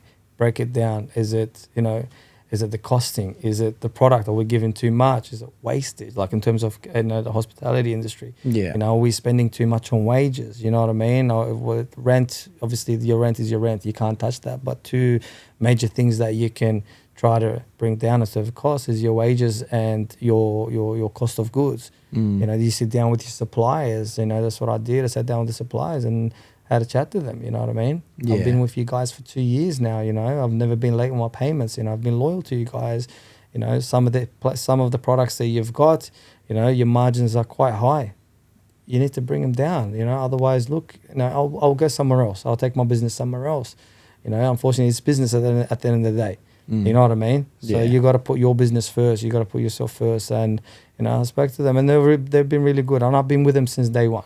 I didn't want to leave. I said, I don't want to leave. I want to stay with you guys because everything's good. But there's some areas that you can help us out with, you know, because we don't want to pass that cost on to the customers. You know what I mean? Yeah. Obviously, like things go up, you know, you're not going to increase the, you know, for example, regular coffee. You're not going to put it $6, man. Yeah. No one's going to come through the door. You know what I mean? So you speak to your coffee supplier, you speak to your milk supplier, you speak to your takeaway supplier, all the products they use to make a cup of coffee. You try to bring everything down, even if it's 50 cents or 10 cents or whatever it may be. Bring it down by 30 cents, you know what I mean? At least that reduces the cost of you making it. Then you can, make your profits like that. Yeah, yeah. I think that's those fine tuning of a lot of things that people just lack in general, bro. Like the goal to become a better person is to fine tune your own bad habits. You know what I mean? Am I waking up 5 minutes too late? Am I taking too long in the shower? Am I, you know what I mean? Am I wasting money here? Do I need to be indulging in this? Oh, one bad habit, dude, I'm trying is honestly, is even though I'm holding it now, and I've been, I've always been disciplined. And I've always done everything right. So whenever I've said I'm going to do something, I've always done it. You know what I mean? Except for this. Yeah, same. Except for this, dude. Yeah. I've been trying to quit it for the last year. Yeah, it's nuts. I can't get around it. Yeah, they're nuts. I'm telling you, I don't know what they put in this. I've never been able to. Yeah. It's my only vice. I promise. I don't know. I don't know. I've quit it, then I've gone back to it. It's like a love-hate relationship. Yeah. You know? Yeah. But yeah, go on. Sorry. I'm in a position now, honestly, with vaping where I'm just happy I'm doing it. Like you get to, you're like, sometimes anymore. I convince myself, I'm like, you know what? I'm not a quitter. I'm not fucking quitter. I'm not a fucking quitter, man. Yeah. Why am I trying to quit? Yeah. Yeah. Oh, man. Yeah. So what was it like opening up a second location? Obviously, pressure and stress, I'm guessing, is definitely, you've taken on a lot more onto your plate, but you got the first one to a position in which you're comfortable enough to do the second. Have you really taken on that much extra load? Is it that much extra stress, or is it just continue the flow? Continue the flow, definitely continue. You learn a lot from the first. I think the first venture is the hardest venture, right? You learn and you fine tune a lot of the operations, and you learn a lot through that as you go. And then like when it was time to go for a second location, it was like, okay, I've learned so much. It was quite the transition was quite smooth.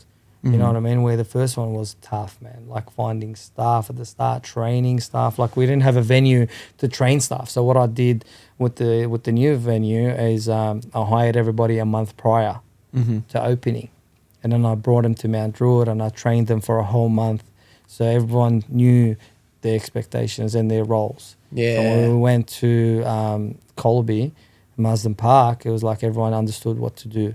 You know what I mean? It was a lot easier than doing the second one. You know what I mean? Even the whole process of building it, it was a lot easier because we already had the trades. We already stayed in contact with everybody from the previous cafe. You know what I mean? So everybody was ready to go. Yeah, that's sick. It was a lot easier. Even like I said, the third one will be even much easier because now I understand it even more. Yeah. You know, I think as you go, it becomes easier. Yeah. It becomes easier. That's sick that you already have a second location, man, in such and realistically a short period of time to be inside the world of hospitality. Like, so many people have not reached that level, bro. Like, and that goes back to, I chased this Colby location for 9 months. Yeah. I chased it for a while, man. And I was going to buy it from the previous owner, right? But then I found out that he's leaving, right? And then I said, you know what, I'll wait till he leaves and then I'll jump on it straight away. And when we jumped on it, the centre looked at our paperwork, they looked at our cafe, looked at our website, loved everything they seen. They actually sent an anonymous shopper that we didn't know about. They came over there, ordered food, ordered coffee, looked at our service, how we treated the customers.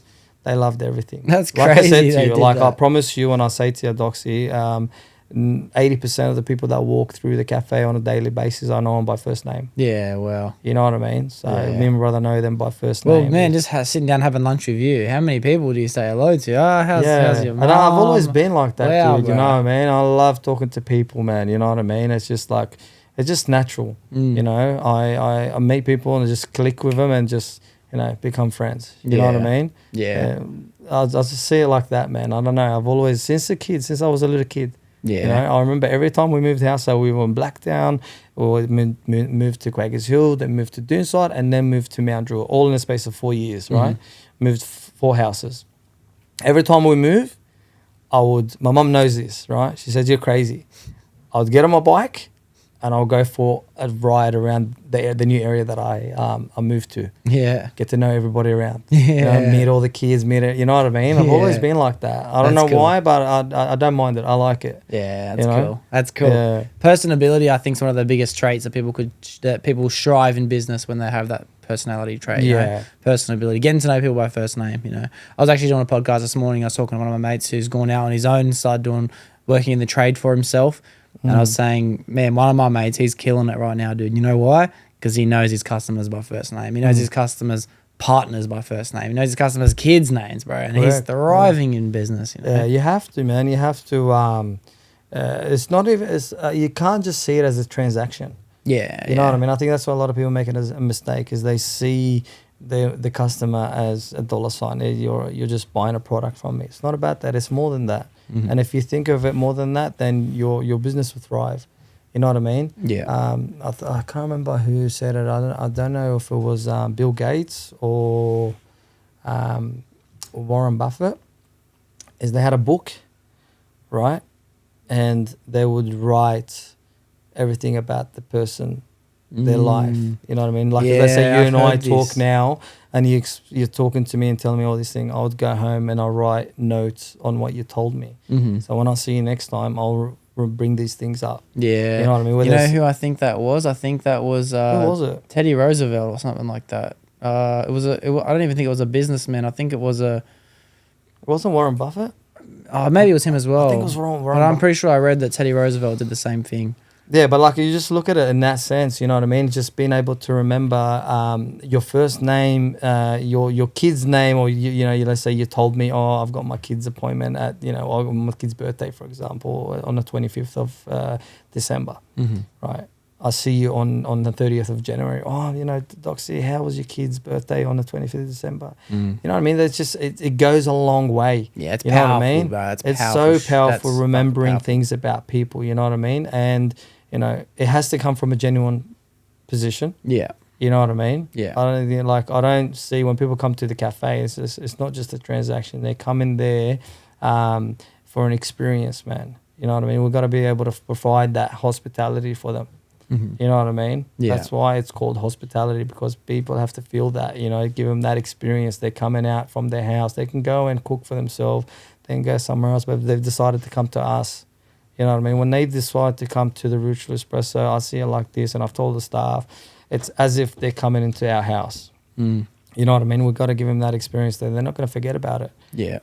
From service to the top product, and then make sure we're hospitable and make sure we look after those people while they're here with us for the however long they're going to stay, an hour and a half. From the minute they walk in to the minute they walk out, they have to be well looked after. You know what I mean? I think if you can nail those three things and stay on top of your financials, I think there's no reason why you can't do well in any industry. You know, I read a book recently called How to Win Friends and Influence People. It's a very I've heard about something by someone Carnage or something. It's a massive book. It's been, my pop suggested the book to me. I was like, wow, how do you? Because I think I told him I went to the bookstore and he's like, oh, did you get that book, How to Win Friends and Influence? But how did you even possibly know that? You know what I mean? He's like, it's been around forever. He had that when he was young. Yeah. It's a good book, but one of the chapters was titled. Greet everyone with a smile and remember their name. And it was powerful, bro. Powerful book, powerful chapter. Good book. I could recommend it. It was awesome. But just speaking on that, bro, I think the staff that you have there are awesome. Like, I was there the other day and you weren't there. Kelvin wasn't there, but you had another lad working behind the counter and he just, bro, utmost. It was like Kelvin was there too, bro. He was just hey, how are you? Like, just looking after me, bro. You know? Yeah. I didn't even have to name drop or anything, bro. Nah, well, that's what I mean. That's look at. Sometimes it's scary to step out, but that's what I mean. You have to implement those expectations from your staff, and they have to follow through with it. You know what I mean? It's at the end of the day, they're representing your brand, and they have to represent it the right way. Yeah. You know, so to get the best of your staff, I think it's important on how you treat them. You know what I mean? You got to be able to connect with your staff and it's almost like sometimes people are just too serious. You know what I mean? Where they go to a point where it's just too toxic, the environment. You know, you got to create a very good environment within that group of staff that you have there. You know what I mean? So you can get the best out of everybody. Yeah. You know, some people are just like micromanaging. You know, what are you doing? We're doing this, doing that, doing that. You know what I mean? You got to trust people, right? You pull them up whenever things are not going right. You know what I mean? Make sure you correct them and show them the right way. But it's not. You know, you see a lot of places, it's just like the bosses are just there and just like in their face. And, you know, we're to the point where the staff are like, they're not happy, man. And a happy person is not going to give you, like we said earlier, a happy person is never going to produce their best performance. Yeah. You know what I mean? A happy and confident person will give you the best, whatever position you're like, whatever field you're in, you will get the best out of that person. The moment that person hates the place he's at, and, you know, doesn't want to be around those people, you're not going to get the best. He's going to his performance is going to decline. You know what I mean? And that's going to reflect on the customers as well. I'm a big believer on energy, man. You know, energy is contagious, man. So if you got positive energy, the people will feel that. Yeah. They'll feel good. They'll tell you, oh, the vibe's good at the cafe. Because me and Calvin just, you know, we're getting shit done. Things are getting done, but we're always having a laugh, man. You know what I mean? Having a laugh with the customers, having a laugh with the crew, but make sure everyone's got their position, everyone's got their role. That's it. Make sure dockets are going out, people tables get set up, food's going out on time, coffee's going out on time, top-notch quality all the time. You know what I mean? The products are always top-notch, you know? But at the same time, enjoy it. Yeah. Enjoy it. It's mad, bro, because you explain it like it's so easy. Like, you know, like it realistically sounds so easy to be able to do those things. But I know that's things that would have taken a long time to work and improve on, to be able to just go, make it go just on time, bro. You know what I mean? Just like set the table up, you know. But that would have taken some time and preparation. And it gets stressful when you have like 20, 30 customers come in at the same time. Everyone wants to see, like today we had a busy day and, you know, the cafe was full inside and out. And Calvin was just stressed out. And he had like a table of 10 and a table of 4 and a table of 5 and a table of 3 or 2. And everyone wanted a seat. Yeah. Like, Calvin, what's going on? Everyone wants to see. It's like, yeah, bro, I'm trying to get to it. Yeah. Bro, it's so good. Just sort them out. It's all good. You're outside. Just go sort them out. You know, we got it. We're good here. Yeah. You know, just go sort people out and just come back. You know what I mean? But yeah, it gets stressful, man. Like, no, people want to get seated. People want their food and stuff like that. You know what I mean? But I think the way you approach that situation is so important. Yeah. If you approach it in a stressed and anxious way, customers gonna feel that, man. It's just gonna be, the experience is gonna kick off, it's not going to kick off on the right note. You know what I mean? So it's crucial just to chill, man. It's all right. Things are going to happen. Things are going to go well. Yeah. You know what I mean? Doesn't matter. Bro. I reckon faith has a big part to play in your whole mindset, you know? I think for me, to be honest with you, that's like sometimes when I miss a prayer, I don't feel good.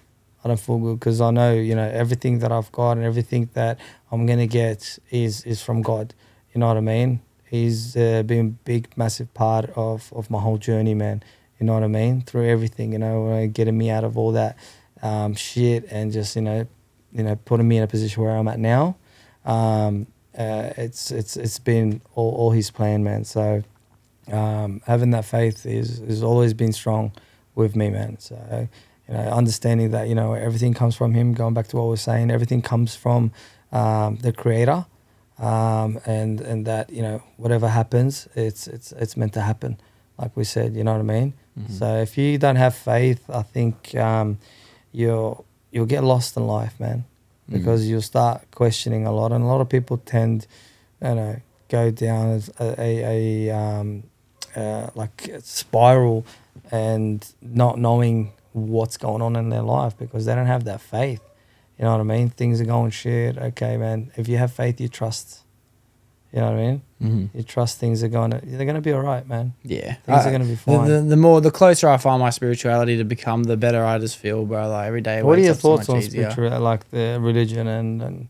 I would like to say I know, but it's just obviously no one knows. It's just a belief system. But my belief is so strong that no one could convince me otherwise that there isn't a God. It's impossible to convince me there's not, based on the experiences I've had, the encounters I've had, the journey I've had, the lessons. Like, it's just everything to me just makes so much sense. And I feel like people have been trying to explain this for so long and just no one's listening. You know what I mean? Yeah. Like some people are just like, nah, it doesn't exist. Like it's crazy. But no, I don't know. Like each of their own, man. Everyone can think whatever. People can think it, but I just think people get confused with the metaphors and they're not understanding that people just haven't got, like you trying to explain your daughter being born, that feeling, right? You can only try and explain the feeling and with the words that we've learnt through our lives.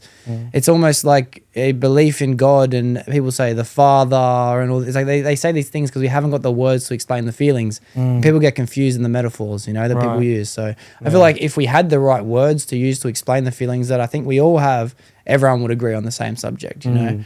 And personally, it's hard for me to identify with a certain religion just because I love all of them equally, you know. Like it's very, very I think hard. a lot of religions, like a lot of the religions are they've got a lot of similarities. Yeah. You know what I mean? And like that's why for me, my relationship is a personal relationship that I can't even define with one form of practice. But for me, Christianity just happens to be the one that I sit in the most comfortably, because I know the most about it. So. Yeah. And which is that's like each to like everyone has their own belief. You know what I mean? We have to respect that. You know, that's what I've been taught my whole life. You know what I mean? Everyone's got their own belief, and we've got to respect that. Doesn't mean, you know, if someone's, you know, Catholic or, you know, Muslim or a Jew or from Judaism or, you know, Christian, doesn't mean that we're better than any of them. Man, you know what I mean? Everyone has their belief, dude, and we as human beings, we have to, at the end of the day, I believe we all came from Adam and Eve. You know what I mean? So we all came from the same line. You know what I mean? We have to have that mutual respect for each other and our beliefs. Yeah. You know? But yeah, religion is a big topic, man, and a big subject that you know, you can go on and on all day, bro. Yeah. You know, so I think the details are just the details from my perspective, dude. I think that the doctrines that say the commandments or the rules in which you practice or the things that you should hold to value each day, I think they're just teaching you to live your life within rules and morals and strict regulations. It's and like I think it's like when you know, before we had the maps on our phones and stuff like that, we had what was it called? Compass. No, the directory. Is the directory? The book, the big book. What do you call that thing? The directory. Yeah, I'd call it a directory. I think it was a directory, right, with all the streets and stuff like that. Like, so even like maps. You know, if you want to go somewhere where you don't know the area very well, you use maps as a guideline on how to get from your house to that place. I think that's what the books were. They were sent from God, you know, as guidelines for us to live our lives in the right morals. You know what I mean, and follow those guidelines. So because at the end of the day, we're not animals, man. You know what I mean? There's things that we should be doing, and there's things that we shouldn't be doing. You know what I mean? And how are you meant to know that without, you know, a book? Yeah. You know what I mean? I feel like it's a guideline for mankind to follow. Yeah, 100%, 100%. Yeah, I couldn't agree anymore, bro. Yeah. I actually think I think about belief system anyway. I think about God most of my day, pretty much all day, every day. You know, signs, omens, messages, like just guidance. Like I'm always asking and looking for it anyway. So, yeah. It takes as long as I believe, as long as you believe that there is God, there is a creator, that's enough. I agree too. I think the rest are just details, dude, realistically. I think that's enough, you know. I think that just separates you from everyone else, you know. Like a lot of people that it's, I don't know, you know, I don't want to speak anything about like atheism and stuff like that, but, you know, to think that there is no creator out there, it's insane. It's insane, dude. Like, you know, you for you to know that there's a creator, all you got to do is just hold your breath, man. Yeah. Hold your breath. You know what I mean? Right? Yeah. What is going to happen if you hold your breath?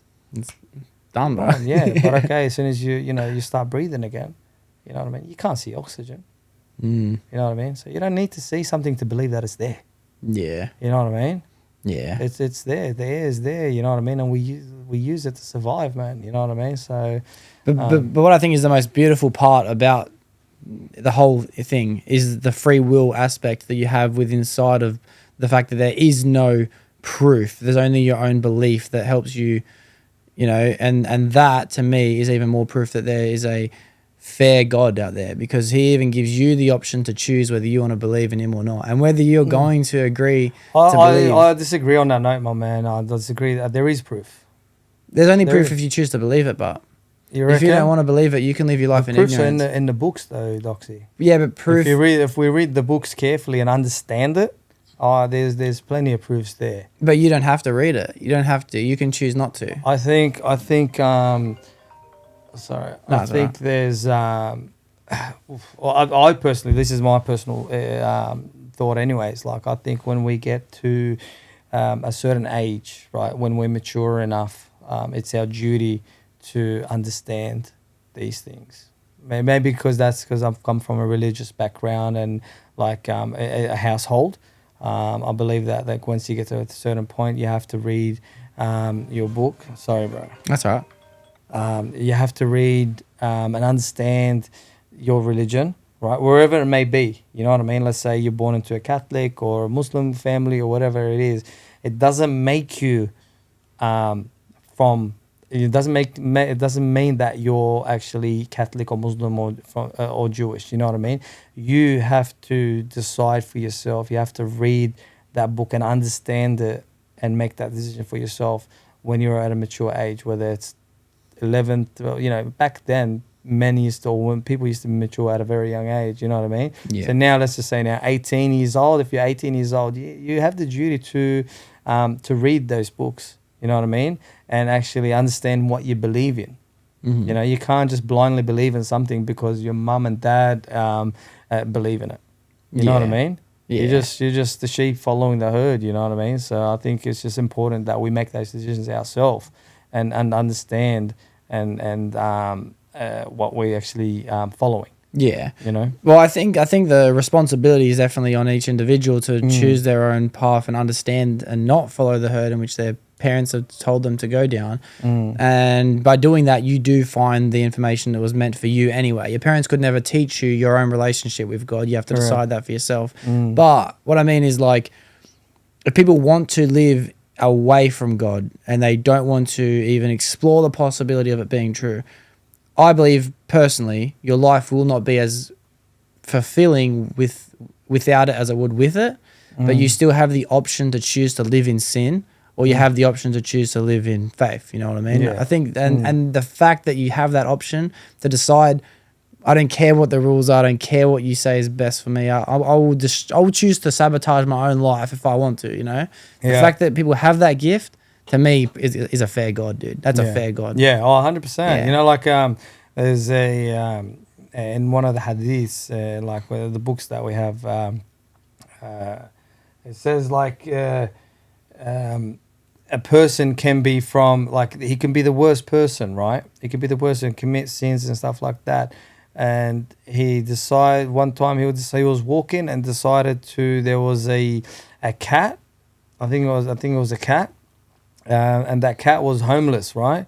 He took the cat in and looked after it, you know what I mean? And he went to heaven before anyone else, you know, because he had that mercy, right? He took care of something that was in need, you know what I mean? I think that's big, you know what I mean? That's a God that's so merciful, you know what I mean? So this person's committed so many sins, you know, he might have killed people, you know, done so much, but then he done one good act of kindness, you know what I mean? Helped an animal, right? Fed it, took care of it, and look what God gave him. Yeah. You know what I mean? So it's crazy. And then, like I said, we can just keep going on this topic. We could. But unfortunately, I'm going to bring it towards the end of the episode just because of the time it's getting to and the night it's been. And once it gets to like that 2-hour period, it's usually the end of what a podcast should be. Yeah. But a couple questions I want to ask you. I got one more personal and then one more that I do ask everyone. But I'm curious for you, being on this endeavor, you've decided at one point only a year ago, man, I don't think I want to be doing this anymore. Like,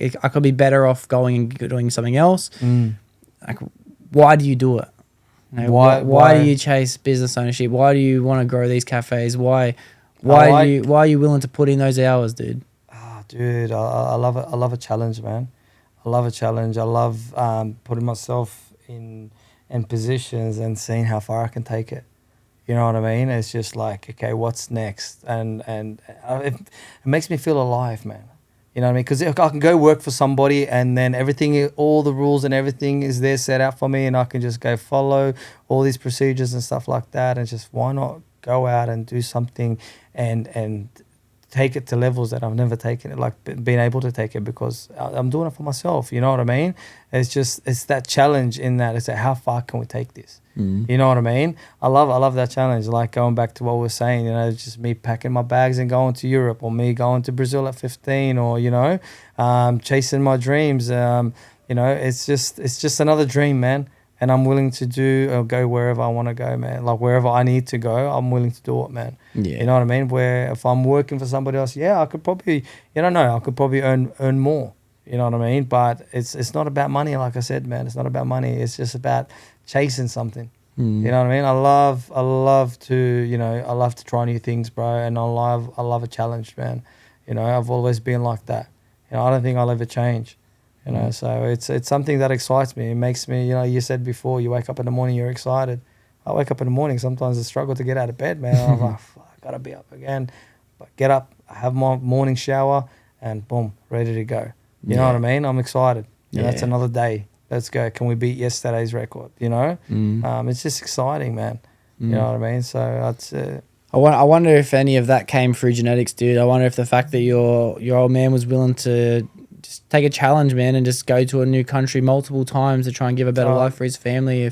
I don't know if it's genetics or what, it's just maybe seen him over the years, and that's just like, you know, it's been embedded in my mind that he was like that, and I look up to him so much, and it's like, okay, now I've got my own family, you know, what can I do to provide a life for him, you know? So to see my dad from where he's come to where he is right now, in the space of 20 years, it's amazing, man. You know, he didn't speak a word of English, you know what I mean? And he's provided that life for us. So for a person to do what he did, right? No English language, right? In a foreign country, no money at all, pretty much, you know what I mean? To where we are now, and I'm taking it from where we are now to another level. Yeah. You know what I mean? I've got all the resources that I need. There's no reason why I can't reach where I want to reach. You know what I mean? There's no the only reason if I don't reach it is because of me. You know, and it's always like that. It's because of us. You know what I mean? It's if things don't work out for us, it's because of our doing. You know what I mean? Whether we're lazy or we didn't go to that meeting or we didn't, you know, do the right things or, you know, whatever. You take the risk, bro. Yeah, you take a risk and you just go with it, man. Like, thankfully, man, I've been brought up here. So, like I said, from the age of 9, man, I've been here for 20 years now. And, you know, I've got all the resources in the world. I'm in a beautiful country like Australia. There's so many opportunities here. You know, you just got to find them and make sure you're prepared all the time for the opportunities and you just jump on them, man. You know, just go with it, bro, and just, you know, see where the world takes you. You know, whether, you know, next year you're going to open a 3rd location and then following year 4th location. Not sure. Might open 2 locations in 1 year. You know what I mean? I'm ready for it, man. Whatever it brings, dude, I'm ready to go with it, man. That's mad, bro. You know? That's so mad, bro. Yeah. You've done so much, especially to come to a country which you didn't even speak the language, man, in a time that doesn't necessarily be so long ago, you know, realistically. It feels a lifetime, man. It feels a lifetime away, like a lifetime ago that I came here. I don't know, just like...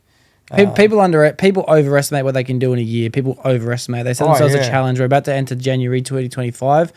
The New Year's resolutions are about to go out the wazoo, bro. People are going to be signing up to gyms. They're going to be packed out for the first 2 weeks of the year. There's going to be people running down the road. There's going to be people doing crazy things in January. Come February, people aren't going to be doing shit. Nah. People overestimate what they can do this year, bro. Yeah, but people underestimate what they can do in 10 years and 20 years, bro. That's what I mean, man. It's discipline, man. It's discipline. It's this discipline and being true to yourself. When you set something out, you know, you got to do it, man. And you say, oh, well, New Year's resolution, you know, I want to train 3 times a week or whatever. I want to open a business. Okay, what are you going to do to get to that point? If you're going to train 3 times a week, train 3 times a week. You know, follow what you say. Write it down and follow it, man. You know what I mean? Just don't just, you know, say it and not do it. You know what I mean? I think a lot of people, and as you said, all over social media, on Instagram, and on all platforms, man. People writing, you know, this year I'm going to do that, this year I'm going to do that, and then they're doing the same shit over and over again. Yeah. You know what I mean? It's like, man, when you decide to do something, you got to think of the environment that you're in. Is it going to allow you to do that? No. Well, guess what? Get the fuck out of that environment. You know what I mean? If these people are going to be in your way, then so be it, man. These people got to go, you know? So that's how I see it, man, you know? So, yeah, man. I think you're a good testament, bro. You're a good testament to people to just go out there and chase their dreams, give it a go, you know, explore the world. You'll like the book, The Alchemist, man. It's mad. You're going to love the ending. I'm going to read it, man. Send it to me, please. I will. I'm going to send it to you. You're going to like the ending, man. Like, it's a really, really amazing book. I suggest anyone to please just read that book.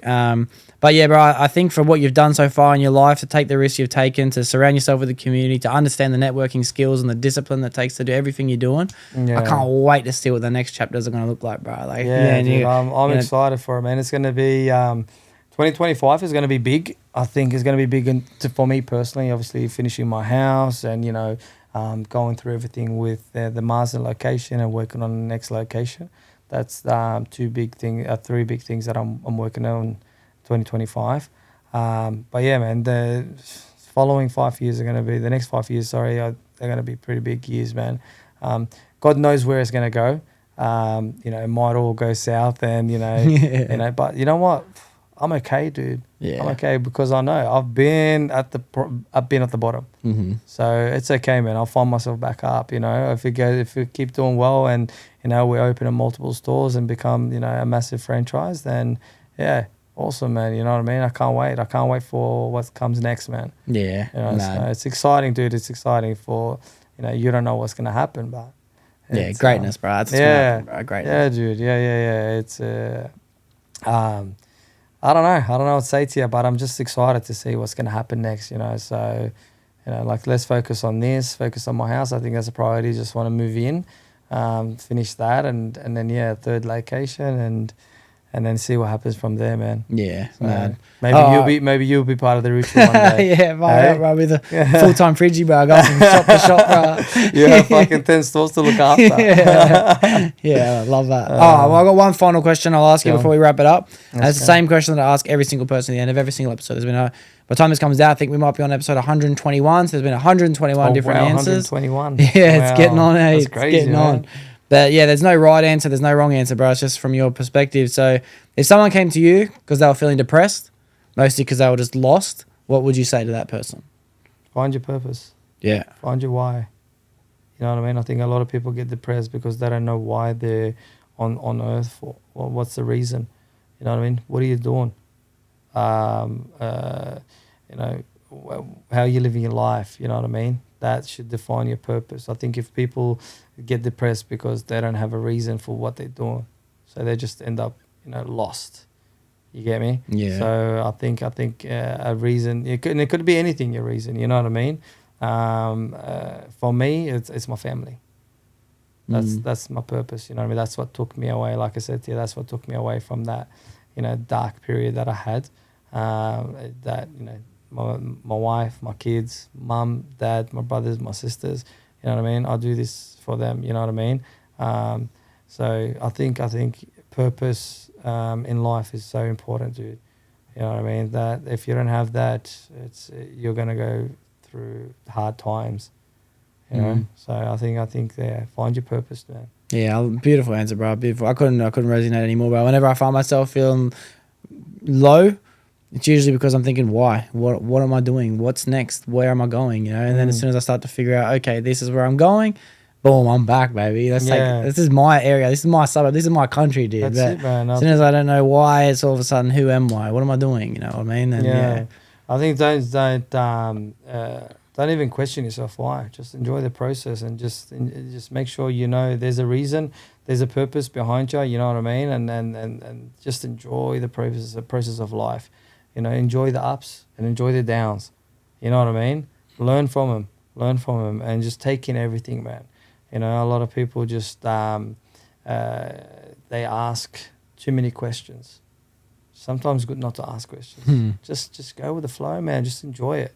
Let things fall into place, because they always will, bro. They always will fall into place. You know what I mean? As long as you have a clear head and a good mind, good mentality. And like we said, have good faith and trust that there's this trust in your process. I think life is good, man. Yeah, life is good. It's always good, bro. I promise you, life is always good. Yeah, I couldn't agree anymore, bro. Life is good, man. You know what I mean? I can't wait to. I can't wait to do this podcast. I can't wait to have the steak I'm going to have after. I can't wait to edit. I can't wait to go to bed, and I can't wait to wake up again, bro. You know I'll tell you this thing, right?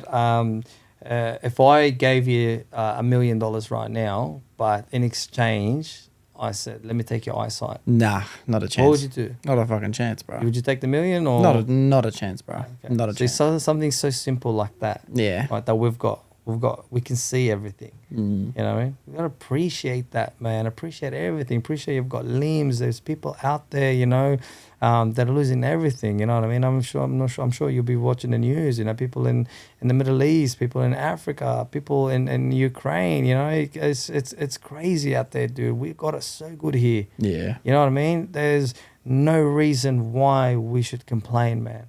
You know what I mean? Because I'm telling you now, if we were put in their position, that's tough, man. Yeah. That's real pressure, bro. Bro, I saw a video the other day, man. I actually started crying. Like, I swear to God, I was on Instagram, made me cry. I've never had that happen on that app before. But it was about this, I couldn't tell you what country it was from, but it was a country in impoverished war. Like, there was just, obviously everything was just rubble, so there must have been missiles, and there's a bunch of kids running around. And the cameraman was asking the kids, what do you dream of? Some of them said food. Some of them said bread. Some of them said to see my brother. Some of them said to see my dad. That's Palestine. Palestine, bro. Yeah. Oh my! I'm gonna cry. I'm gonna just relax for a sec. But like, it was intense. I'm just like, bro. I've seen some crazy videos that come out of there, and it's hard. And I've got kids, man. You know what I mean, bro? There was kids under the rubble, dude. You know, their hands coming out, man. Their parents find them. And imagine you as a parent finding your kid you couldn't protect, right? They're dead under the rubble, man. Imagine the trauma they would go through. And people have the audacity in Australia to complain because fucking they didn't get paid $1,500 or $2,000. Dude, people can't eat, man, over there. People don't have water, clean water. You know what I mean? Yeah. We can't complain here, man. We've got everything we want here, but it's up to us. You know what I mean? If you don't have what you want, it's because of you, man. Yeah, go you know get it. I mean? You're fucking lazy. I'm gonna say it. You're fucking lazy. You don't want things bad enough. You know what I mean? You want things on a silver platter. You know what I mean? You got to go out there and get it, bro. You know what I mean? You got to go out there and get what you want. You can't just expect everything, man, because people out there, bro, and they're struggling, man. People out there are struggling, you know. So, you know, we can't sit here and say, fuck, man, she's not going my way, or I'm depressed, or this and that. Imagine what those people are feeling like. Yeah. You know what I mean? People lost their entire family in front of their eyes, bro. Mum, dad, brother, sister, you know, kids in front of their eyes. You know, and that goes to show, like, these people are fucking strong, man. Oh, yeah, bro. Oh, yeah. They've seen shit that, you know what, people here, they won't be able to handle it. No way. Like when in Iraq, I still remember, like, fuck, warplanes going over. I still remember looking up, like, fuck, what the fuck? You know what I mean? You know, so, and then just going from Iraq to Jordan, traveling, like, we had to obviously go through the illegal way, you know, because they're not going to accept us, you know what I mean? So we had to go in the illegal way. I remember till this day, we got to the checkpoint and they were searching us, and it was at night. It was like 2 in the morning or something like that. And it was, it was scary, dude. It was scary. I don't know, I was like 6.5, 7 when I went to Jordan. It was scary, man. Yeah. You don't know what's going to happen, man. You know, those countries, unfortunately, it's not safe. You know, got my whole entire family there. I remember, like, you were talking about your dog before. We had a dog, like a nice, it was I think it was a German, no, it was a husky, white husky. And when we were leaving, man, it started crying. You know, dogs, when they get attached, they're fucking faithful, man. Yeah. And it started crying, man. I remember that till this day. And yeah, man, just like left Iraq and just traveling through there. And I remember it, man. It was just fucking, it was scary, dude. You know, like here, it's too good of a country, man. Yeah. And I think a lot of people have taken that for granted, and they're not taking opportunities that are there. You know, I think it's up to us to, you know, maybe pick a field and study the fuck out of that field, become masters at it, and just kill it, man. You know what I mean? Wherever it may be, whether it's the hospitality industry, whether it's refrigeration, whether it's podcasting, social media, wherever it is, man. You know, if you put your mind to it, I think it takes 4 years to become a master. 4 years, bro. It does, bro. 4 years to become a tradesman, bro. That's it, bro. Become a tradesman and everything, bro. Yeah, bro. That's it, man. Yeah. I think just, studying the craft and, day in, day out, man. Soccer, bro. I started at 14. I made it pro. I played first grade, actually. I played first grade here in Australia by the age of 17. So 3 years. 3 years. You're actually right. Yeah, bro. Took a bit faster, 3 years. Yeah. But you know what I mean? But it's just putting the hours in. Yeah. You know what I mean? So I wouldn't have been able to do that if I didn't go to Brazil, probably. Because Brazil, I was training twice a day, 2.5 hours each session. So 5 hours a day working on my craft. Doesn't matter what I was doing, but I was spending time with that ball. You know what I mean? Where kids here do 3 sessions a week, an hour and a half each session, right? So that's what, an hour and a half, 3, 4, 5, 4.5? Yeah. 4.5 hours a week. Yeah. Over there, I was spending 5 hours a day. Yeah. So do you see the difference? I don't know if you watch football, but you see the Yeah. Brazilian, South American players, how good they are. You see the European players, how good they are. It's because they're getting trained by the right people, one, and they're spending time on their craft, bro, whatever it is. Even if it's, an artist, you know what I mean? Artists didn't become an artist because they drew once or twice. They tried and spent hours and hours and hours and hours, working on their craft. But a lot of people just want to become masters after one session, one day. Yeah. It doesn't work like that, man. Yeah. You got to go through, you got to be able to do it day in, day out, day in, day in. It's like when I learned to make coffee. You know what I mean? It's just, I started with myself, making my own coffee. Fuck, it was bad. Yeah. But I said, you know what? Fuck, boys, don't make my coffee anymore. If I ask you, don't make me my coffee, I'll make it myself. Yeah. You know what I mean? Yeah. So every day I'll have 2 coffees a day. I'll make my coffees. Mm-hmm. You know what I mean? And slowly started making customers that I know. Let me make you coffee, dude. Yeah. It's like, oh, fuck, I don't know if I should let you make my coffee. I'm like, please, bro, let me make your coffee. Let me make your coffee, Yeah. And then we've gradually got into, so learned it. And then, yeah, man, became good at it. You know what I mean? So it's just like something so simple. People look at it, it's just coffee. It's easy to make.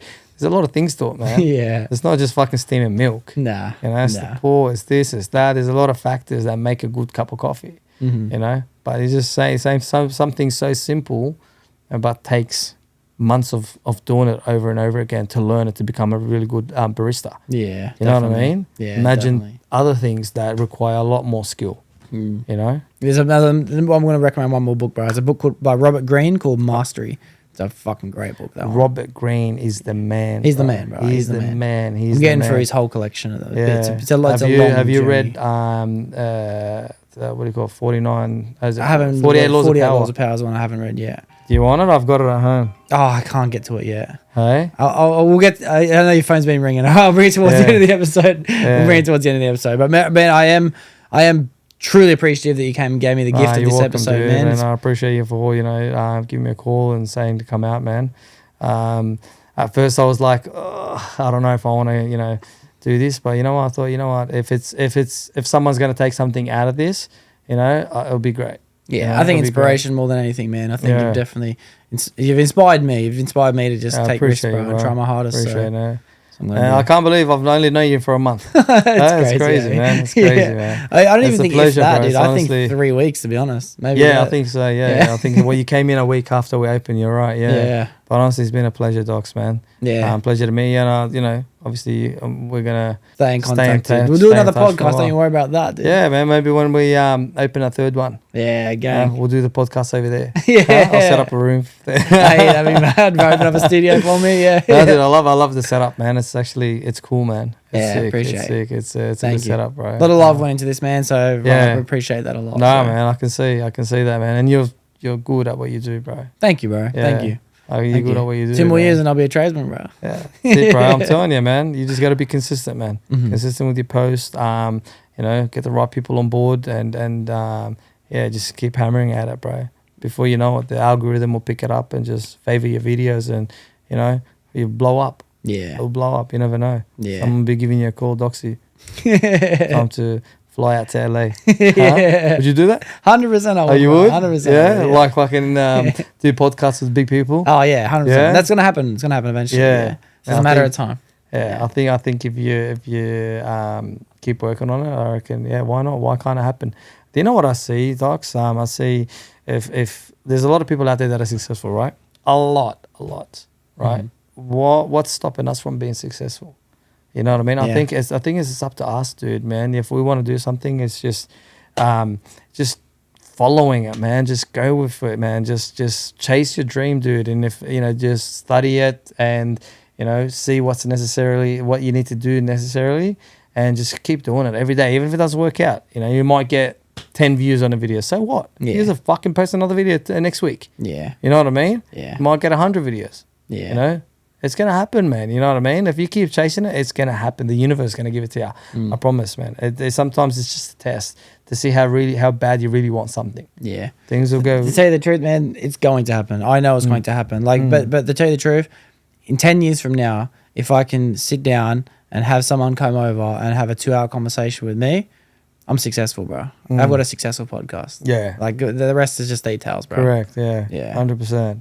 Yeah. Oh, it's a pleasure, brother. Nah, pleasure, man. Thank you. Thank you. You're welcome, man. For everyone listening, thank you guys as well. I forgot to say thank you in the last episode, but it was an awesome week this week. There'll be another one next week. That's all right. Dang, bro.